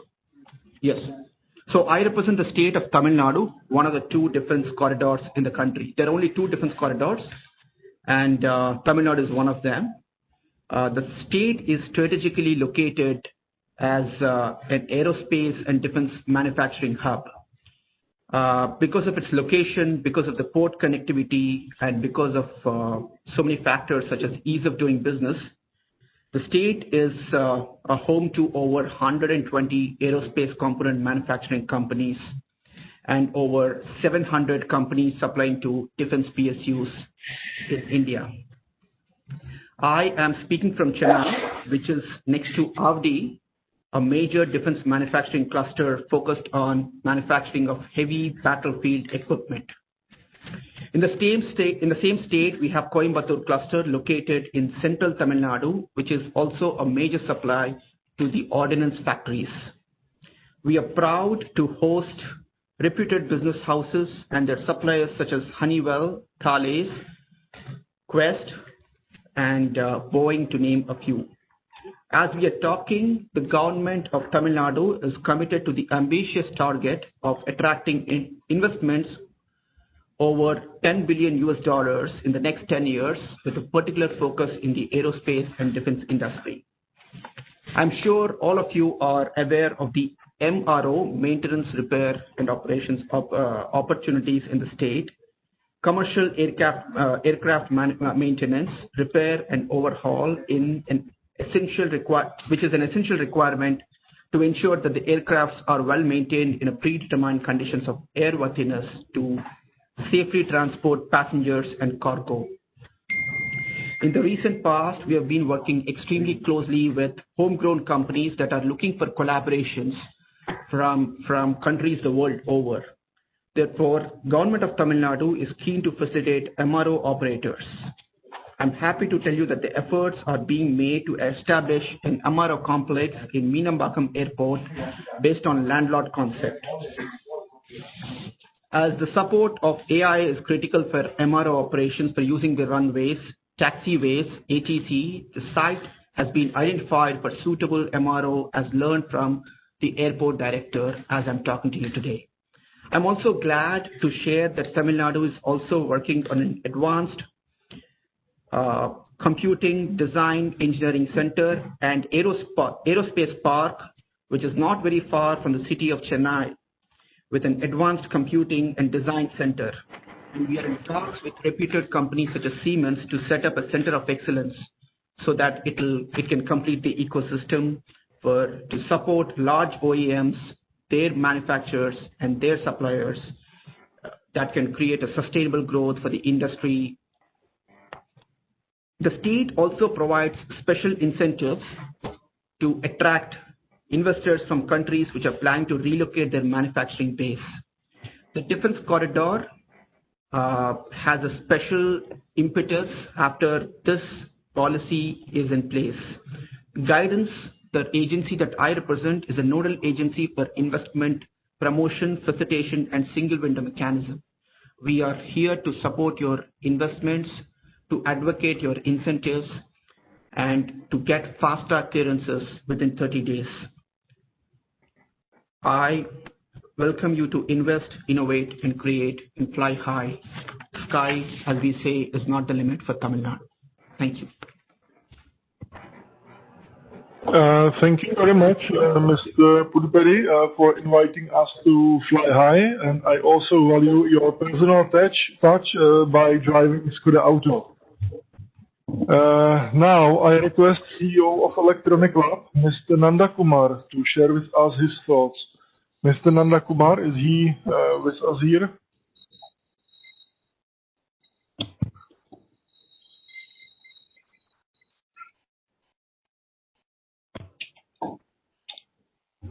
Hello, Mr. Nanda Kumar from Electronic Lab.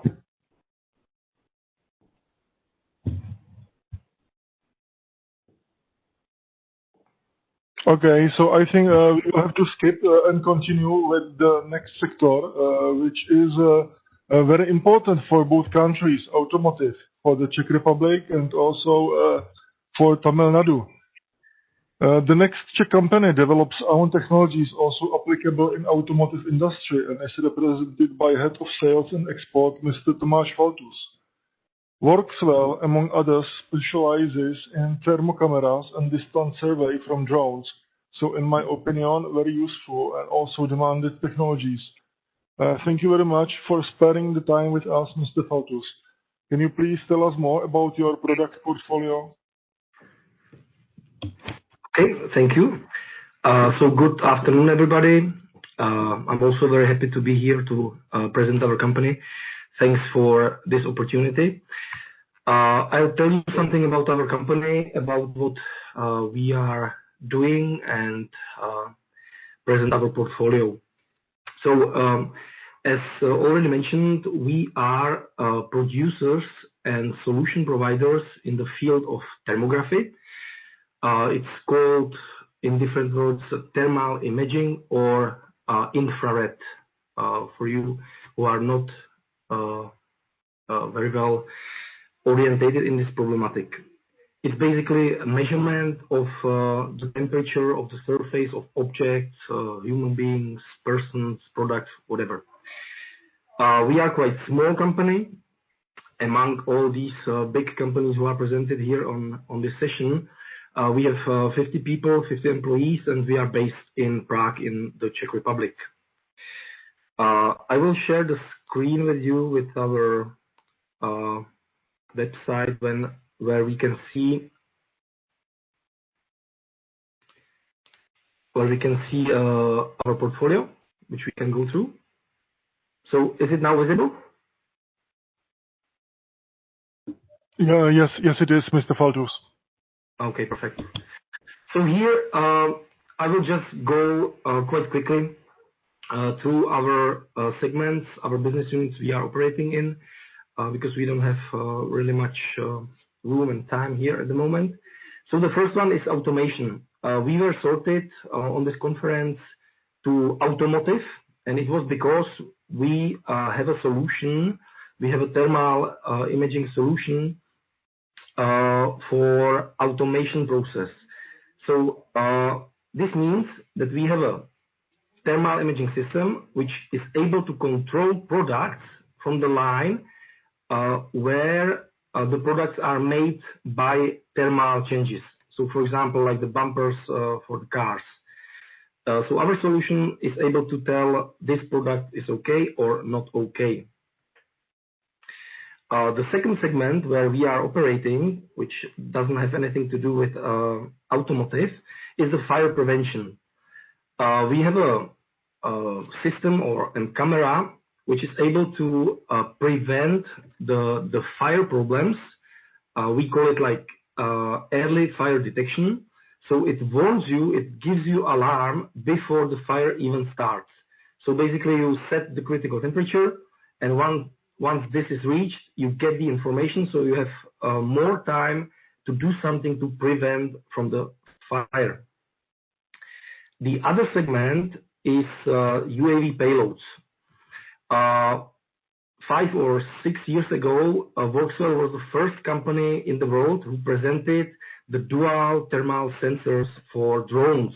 And since then, we are on the top in the market with our Virus Pro, which is one of the cameras what we are producing, which is the best thermal sensor for drones at the moment on the global market. We have 5 unique cameras. 2 of them are really unique. It doesn't have any competition.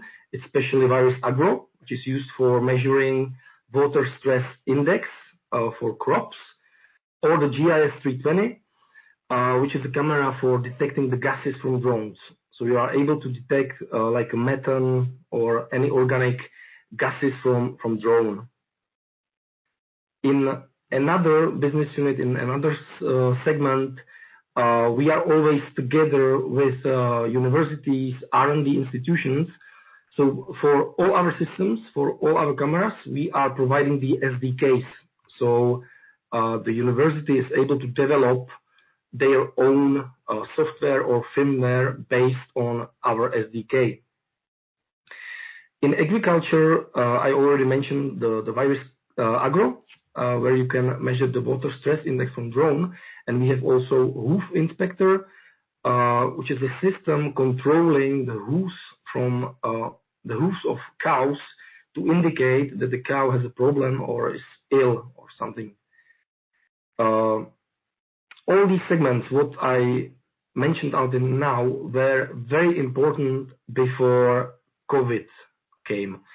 Since the COVID came, all our energy and all our sources were moved to our human body elevated temperature scan, which is called Medicas. So since this spring, we really started to mainly work on Medicas, because all other businesses were like on hold and everybody was trying to prevent from the COVID. So the Medicas is able to measure the human body temperature, and it's used in entrances to the buildings, to the companies, to the offices, anywhere where the people are scanned before entering if they do not have a fever. So that's still the key product which keeps us very busy at the moment. For example, we installed this camera really around the globe, from the nuclear plant in state Washington in the US to Zentiva in Prague, for example, or the Japanese embassy in Australia. So really everywhere we sold hundreds of these units, and I can honestly say that it's one of the best systems available on the market. Medicas is connected together with BlackBuddy. BlackBuddy is a, let's say, heating source which is keeping precise temperature, and it works for calibration of the camera in the real time.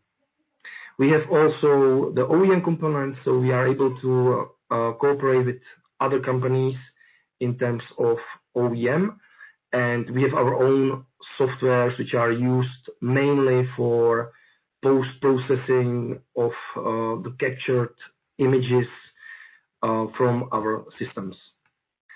So that is basically what I wanted to share with you today, and thank you very much for attention. Thank you very much, Mr. Fotus, for your very interesting presentation. When a few moments ago, Dr. Hansel from Czech Chamber of Commerce mentioned that there are losers, but also they are winners. So I believe that with your product of Medicas, you belong to those, happier ones who can call themselves winners. Now, I would like to invite the representative of Guidance Bureau on potential in automotive sector.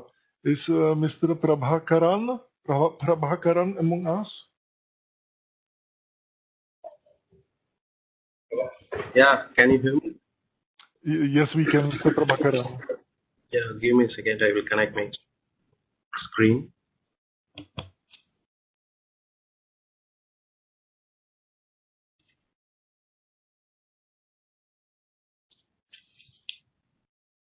Can you able to see my screen? Yes, we can see that.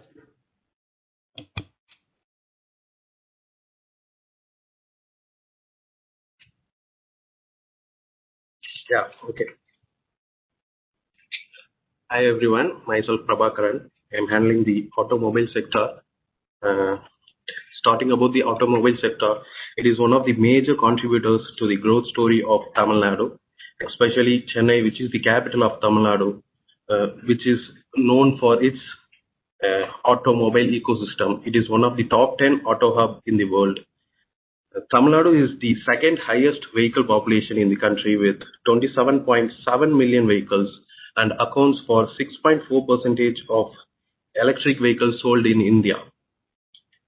Tamil Nadu has an installed capacity of producing 3 cars per minute, 10 two-wheelers per minute, and 1 commercial vehicle every 90 seconds. For the last 5 years, Tamil Nadu is selling 2 motorcycles per minute, 1 scooter every 2 minutes, and 1 car sold every 3 minutes. We are number 1 in tire manufacturing in India. Tamil Nadu has a strong automobile ecosystem with the presence of 15 plus auto OEMs like Hyundai, Daimler, Yango, Yamaha, Royal Enfield, TVS, Ford, Renault, etc. And with the major companies having their R&D centers here, we are able to produce high quality vehicles. Last year, we have launched our electric vehicle policy with the vision to attract 50,000 crore worth of EV investments, which will generate employment opportunity for up to 150,000 people. Existing players in the state, such as Hyundai, TVS, Ashok Leyland, have ventured into EV space. After the launch of EV policy, EV companies such as Ather, BYD, Mahel Electric, Yanguwa have demonstrated interest to invest in our state.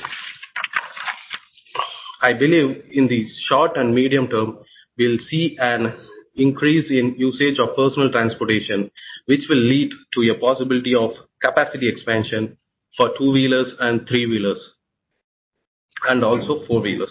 In continuation to that, last week, companies like Apollo Tyres, Hyundai Via, LS Automotive have signed MOU for their expansion plans, and battery manufacturers for EV like LI Energy, Green Tech have signed to set up a new manufacturing facility in Tamil Nadu. In line with the natural trend of vehicles becoming environmentally friendly, safe and connected, we are very much geared up to attract investments from EV startups, EV manufacturing, and automotive electronic manufacturing. Thank you for your time.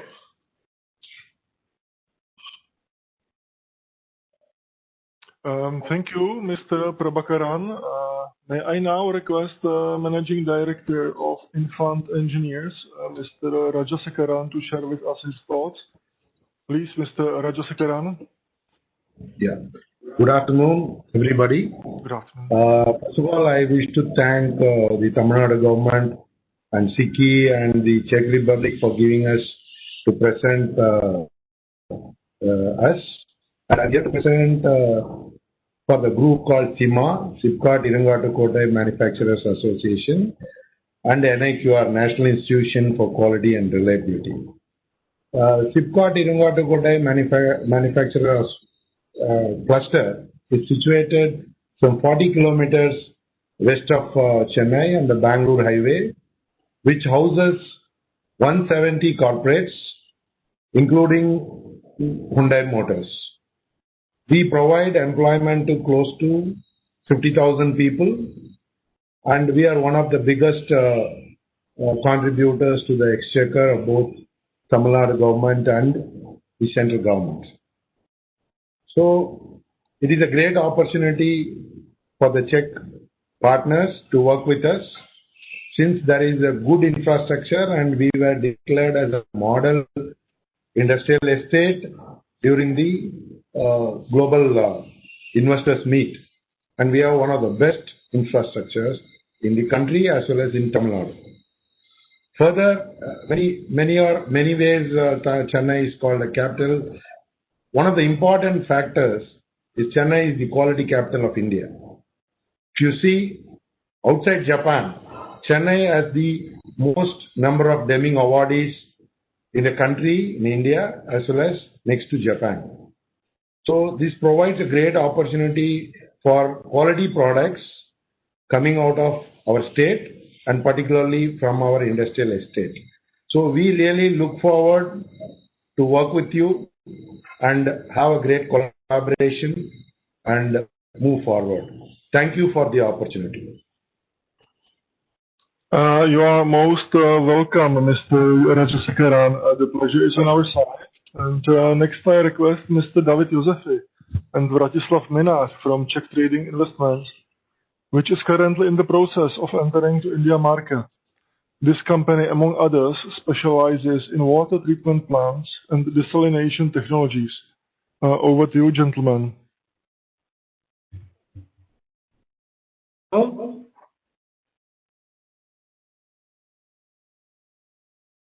Hello, Mr. Dostan? Yes, I can hear you, but I cannot see you. Yeah. So good afternoon, everybody. My name is Miner. I am representing company Czech Trading Investment. Our products are especially water trading technology and desalination technology. Right now we are just about to signing contract in state of Tamil Nadu for our water treatment technology, and another contract really we negotiating.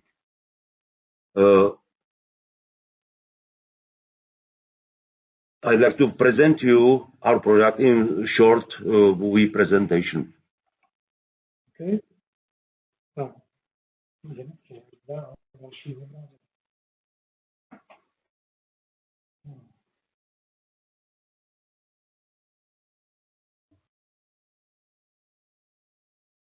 Please, Mr. Minář, go ahead. We can see your presentation. Jo, další. Denise. Už tam dal, můžete klidně vy přepínat. No, tak další.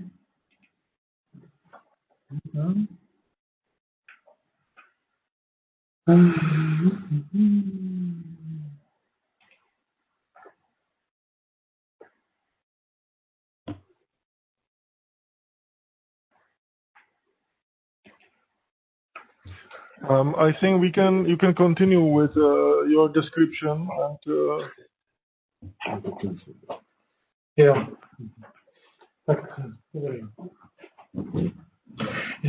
To je typický, jak se to používá. Co máš tady napsané? Pane Mináři, pane Josefi, můžete klidně mluvit zatím, jo? Můžete klidně popisovat. Jo, dobře. To, co tady...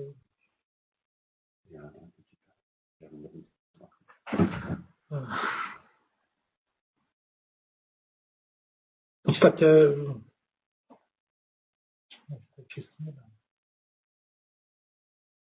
Víš, to tady mám vždycky napsané kolik. No.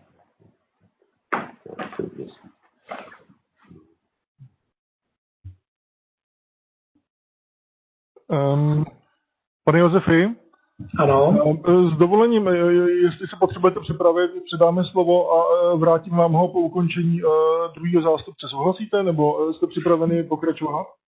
Jo, dobře, tak když tak my v podstatě máme tady tu prezentaci stejnou. Jako. Dobře, tak vyzvu dalšího, pak vám vrátím slovo. Dobře. All right, so due to some minor technical problems, I would like to request to share the views of Guidance Bureau on potential in general manufacturing. Mr. Pradeep, is Mr. Pradeep from Guidance Bureau here with us? Yeah, hello. Hello, Mr. Pradeep. Yeah, hi. So I'm just sharing my screen. Just let me know if you're able to see it or not. Yes, pane Josefi, zatím si zavřete tu obrazovku a dostanete možnost po ukončení tohoto příspěvku. Jo. Okay, Mr. Pradeep, go on. Co to myslíš špatně? Já jsem měl seznam se vším připravený vlastně jako to pozice. Ještě poprosím, pane Josefi, my vás slyšíme, si vypněte zvuk. Jo.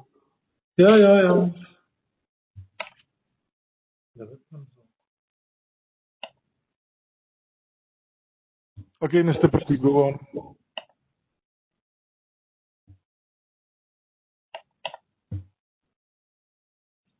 Are you able to see my screen? Kind of, yes. Yeah, if you just maximize the screen first and then you upload it, that will be the best way to do that. Okay.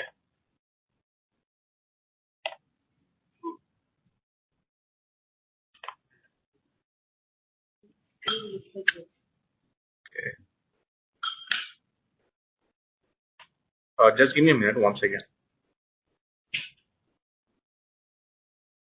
Okay, so before we will proceed with the presentation of Mr. Pradeep, yes, we will skip the questions and answers, but I would like to maybe use up this minute, because I can see that Mr. Aaron is watching very closely and carefully the presentations of the Czech stakeholders.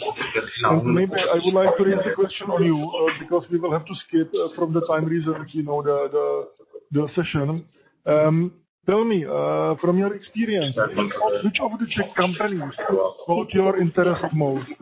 If you had to choose the one, which one, with reference to the potential of Tamil Nadu, has the biggest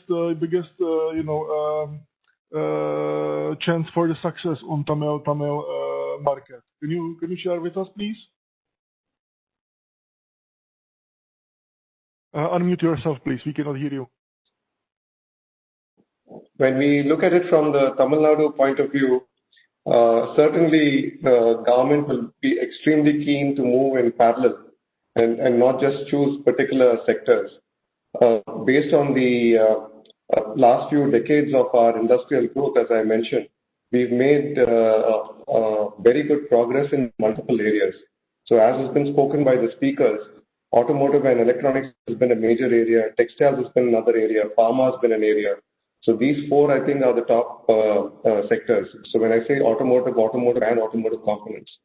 But in addition to that, there is a fifth one as well with the growing aerospace sector, because the current government, with the previous defense minister, made Tamil Nadu one of the two major clusters for aerospace and defense. So I think these five sectors are very good to go at. But at the same time, there are also other sectors that should be considered, so that we are able to drive this across the board rather than just particular sector-wise. As I mentioned in my address, I think we should also look at what connects people together so that it increases engagement. And what connects people together is travel, tourism, culture, arts, music. That's again a good sector to go after. Now it will be good if we can look at this as one package rather than just one or two sectors. Okay. Thank you very much for your answer and your views. Are we having now ready Mr. Pradeep with his presentation? Mr. Milan, can I introduce my company? I'm Dr. Shivram Prasad, President, the KCP Limited. In meantime, Mr. Prasad? Yeah. You want to introduce your company? Yeah. Oh, all right. Well, it's not in the schedule, but definitely we also give the chance, companies like yours, but please, make it short because we are well over the time schedule. So if you manage it within 2 minutes, yes, I will really appreciate it. Thank you. Sure.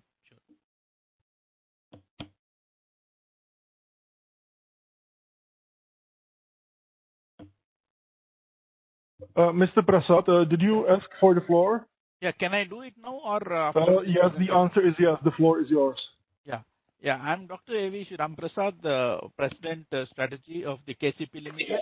It's a 79-year-old group, and we are in manufacturing of cement, sugar, heavy engineering, and especially in heavy engineering, we are manufacturing space defense equipment, and the first indigenous launching pad has been manufactured by us.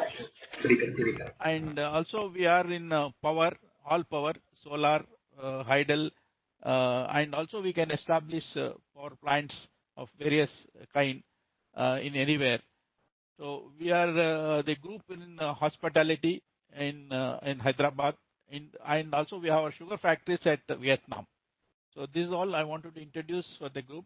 And especially in engineering, we are manufacturing cement, sugar, aluminum, and space defense various equipments for any kind. Thank you very much for giving an opportunity. Yes, indeed, Mr. Prasanna, and thank you for being polite. I'm very happy, to share the presentation of yours if you have one. Yeah, already with the Czech stakeholders. Yes, you can send to my email anytime. Now I can see that Mr. Pradeep from Guidance Bureau is ready. Am I right? Yeah. Hi. Can you hear me? Yes, I can. Please go ahead. Yeah, great. Like my colleagues already mentioned, they given a brief introduction about the Guidance Bureau, what we do, and so I lead general manufacturing as a sector here. We have like Tamil Nadu is a manufacturing hub, like starting from small auto ancillaries till the heavy engineering machinery. So I'm just starting with the list of clusters, like what Tamil Nadu can offer to the Czech companies. And so, for example, you take Coimbatore. So this is a district where which is a hub for the pump manufacturing, foundries, and precision components, and a lot more MSME sectors which supplies to the capital goods industry. And so then we have Krishnagiri, so which is a district which is basically the hub for the machine tools and ceramics industry. So you have a lot of ceramic products which can be made from this from the district, and there's a lot of output, and it goes to the export also. And so then we have Vellore, so which is a major hub for the construction equipment manufacturing industry, and also for the leather industry. So I think Tamil Nadu is a huge hub for footwear or leather manufacturing, and like 60% of capacity of India is from Tamil Nadu. And so I think huge chunk of exports goes from here. And so we manufacture to a lot of international brands like Nike, Adidas, etc. And then you have the next cluster, the Chennai Sriperumbudur Tiruvallur cluster, which is towards the northwestern part of Tamil Nadu. So this is a huge cluster which is known for its automotive components hub, and also you have quite a lot of heavy engineering companies coming up in this space. And you can say like nearly like 50% of the GDP of Tamil Nadu comes from this hub. And towards the right, I mentioned a lot of numerics wherein you can see why the Czech company need to invest in Tamil Nadu. And so just going to the next slide.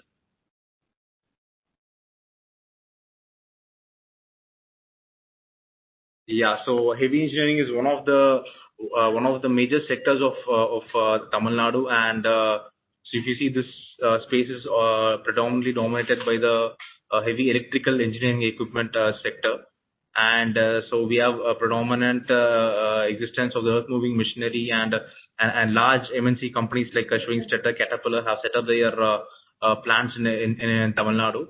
So they basically sell for the domestic customers, and a huge chunk of this heavy engineering is also going to the exports.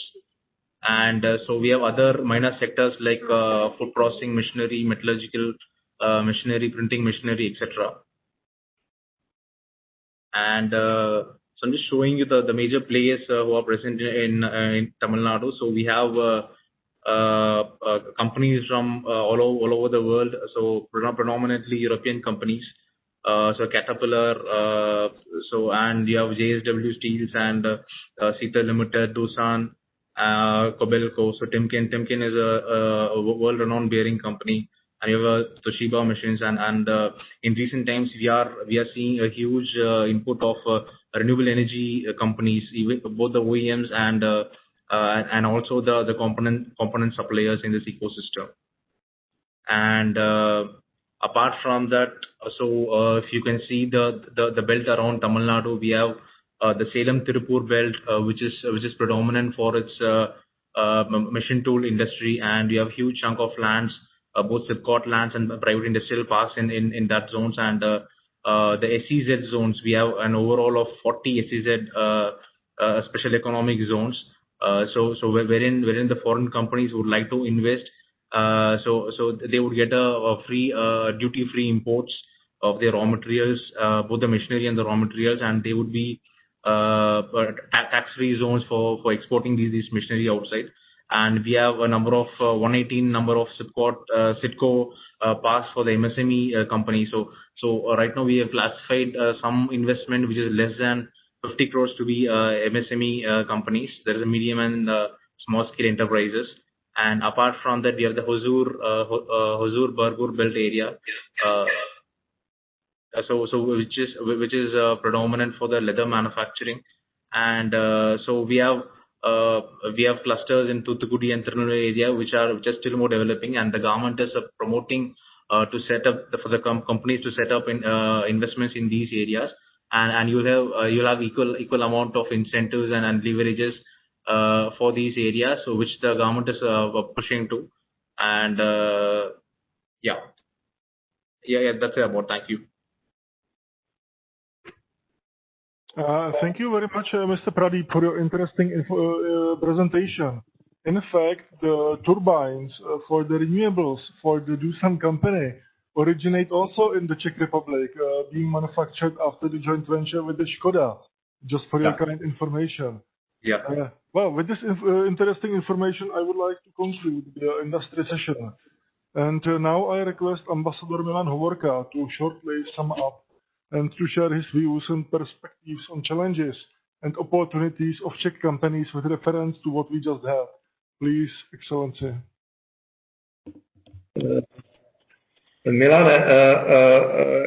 quite a Solomon task to sum up briefly such inspiring exchanges, but definitely I will try my hand. First of all, as I still see that Jiří Hanzel, a dear friend of mine and director of the Czech Chamber of Commerce, is still with us, I have to apologize to him for not mentioning Chamber of Commerce.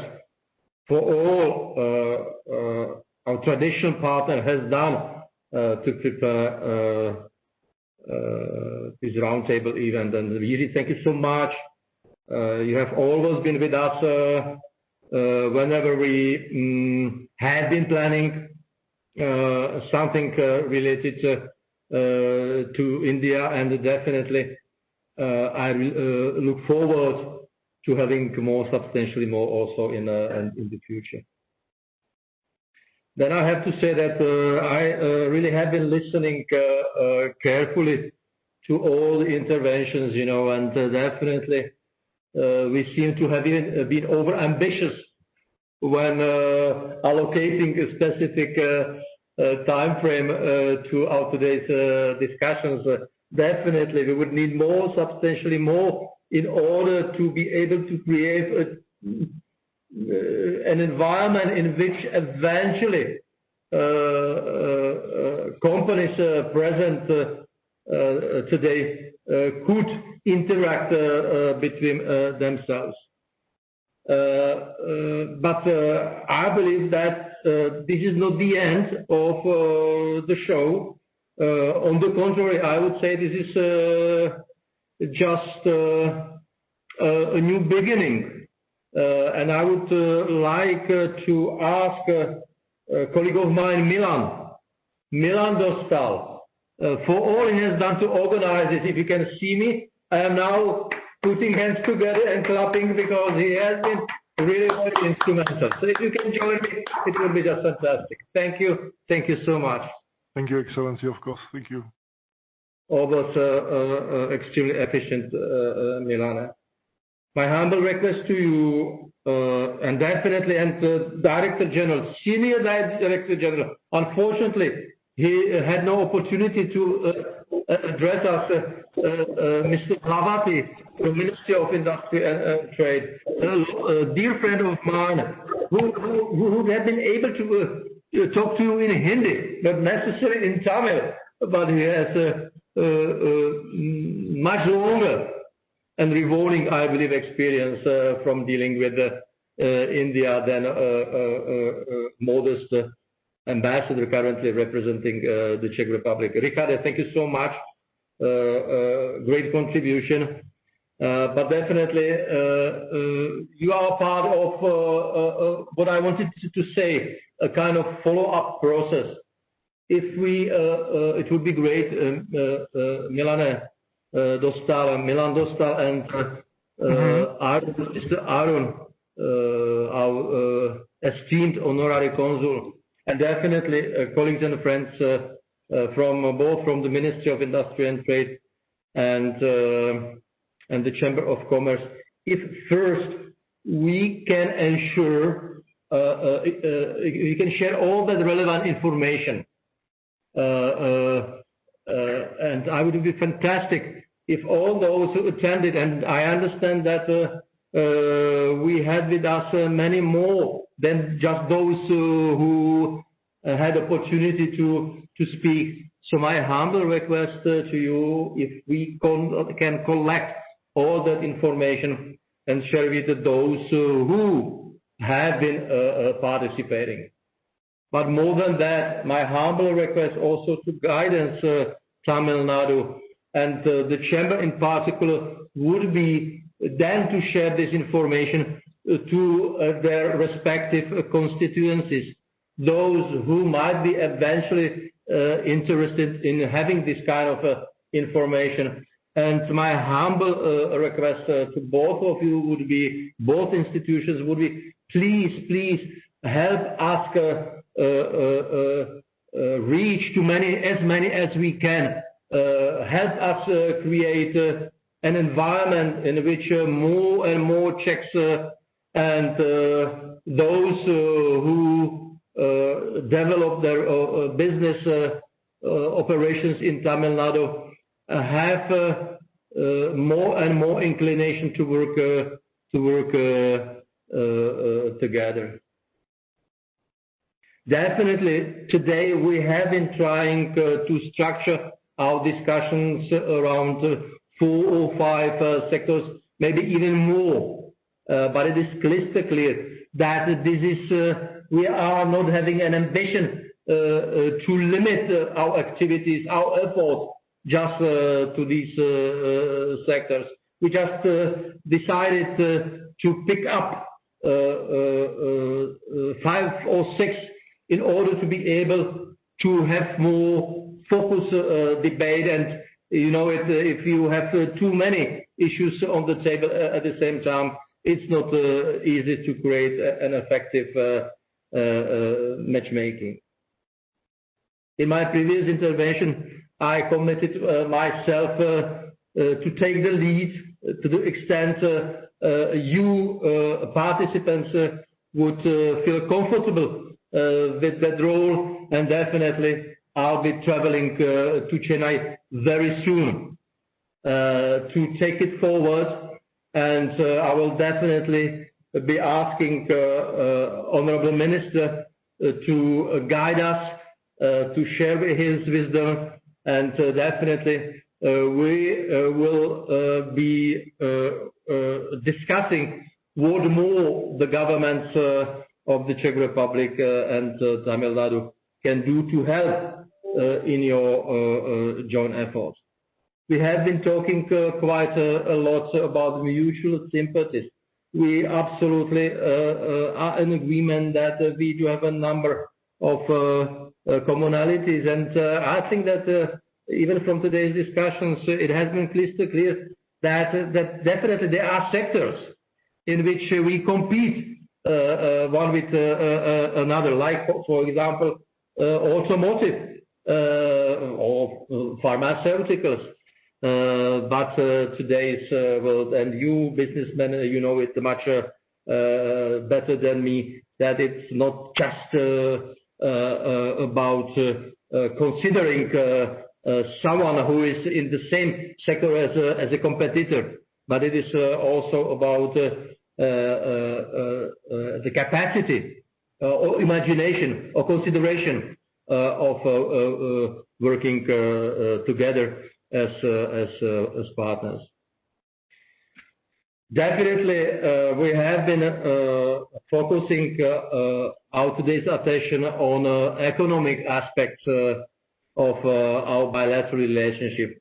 But I believe our honorary consul, Mr. Aaron, he was absolutely right that we have done extremely well on some other fronts. And now I'm particularly referring to people-to-people contact that I believe are major assets of a bilateral partnership, and I would say friendship between our two great nations. And he even mentioned a specific figure: 100,000 Indians visiting the Czech Republic in 2019, and I believe this is a result of quite aggressive strategy we had been implementing over the last couple of years to promote the Czech Republic as a preferred place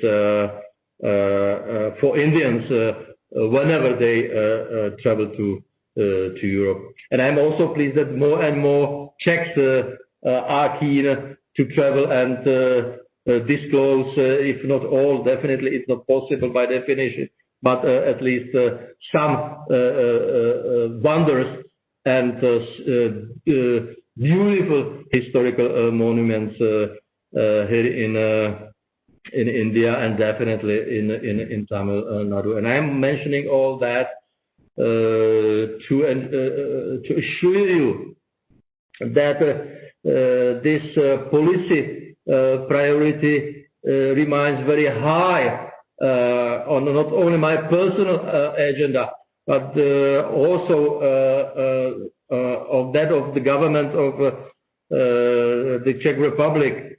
The only we are telling to our Indian friends here, please do not abandon the idea of visiting us. If you can, just postpone it.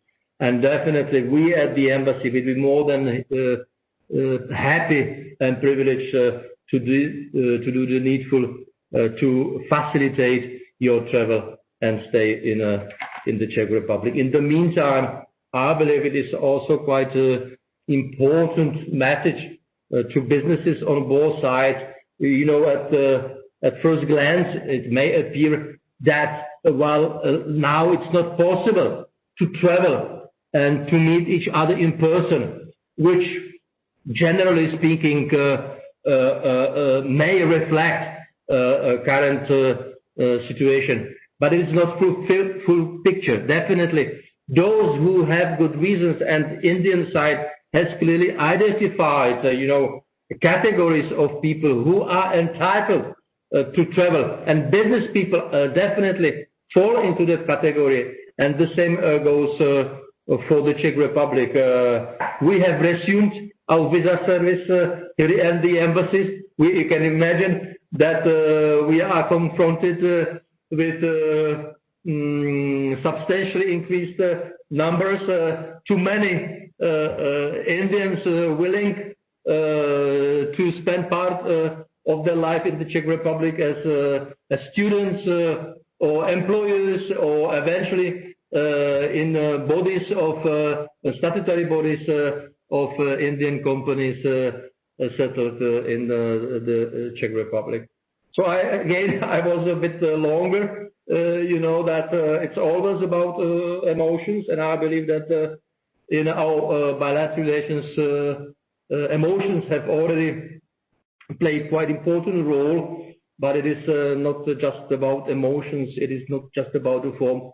This is about genuine interest in both sides to do something more in terms of trade and investment volumes.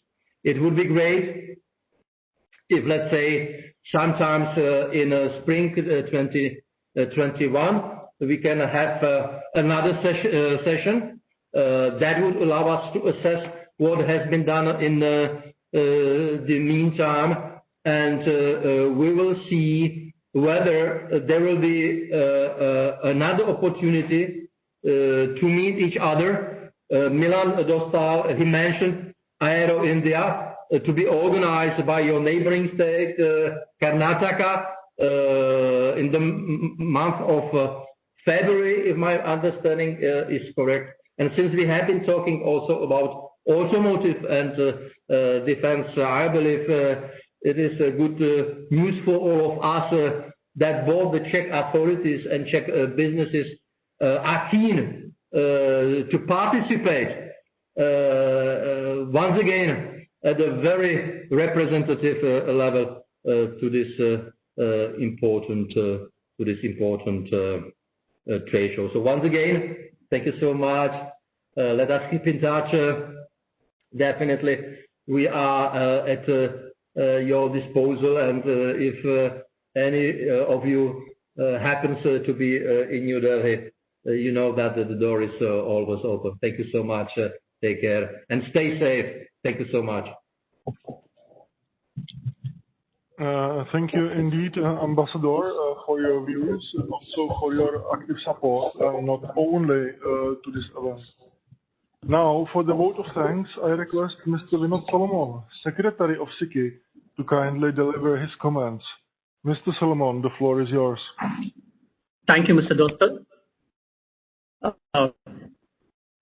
Dignitaries from the Czech Republic and from Tamil Nadu. It is my privilege to, at the outset, thank the Ambassador of the Czech Republic, His Excellency, Mr. Milan Hovorka, for his initiative, his lead in leading this economic diplomacy outreach. Thank you, sir, for your leadership that has made this possible. I also would like to thank Mrs. Martina Tobarova, Dr. Yuri Hansel, the Director of the Czech Chambers of Commerce, and the dignitaries from the Tamil Nadu government, the Honorable Minister for Industry, Mr. N.C. Sampath, Dr. Neeraj Mittal. I take this opportunity to thank the leaders from the various industrial sectors who made their presentations from both the Tamil Nadu side as well as from the Czech Republic.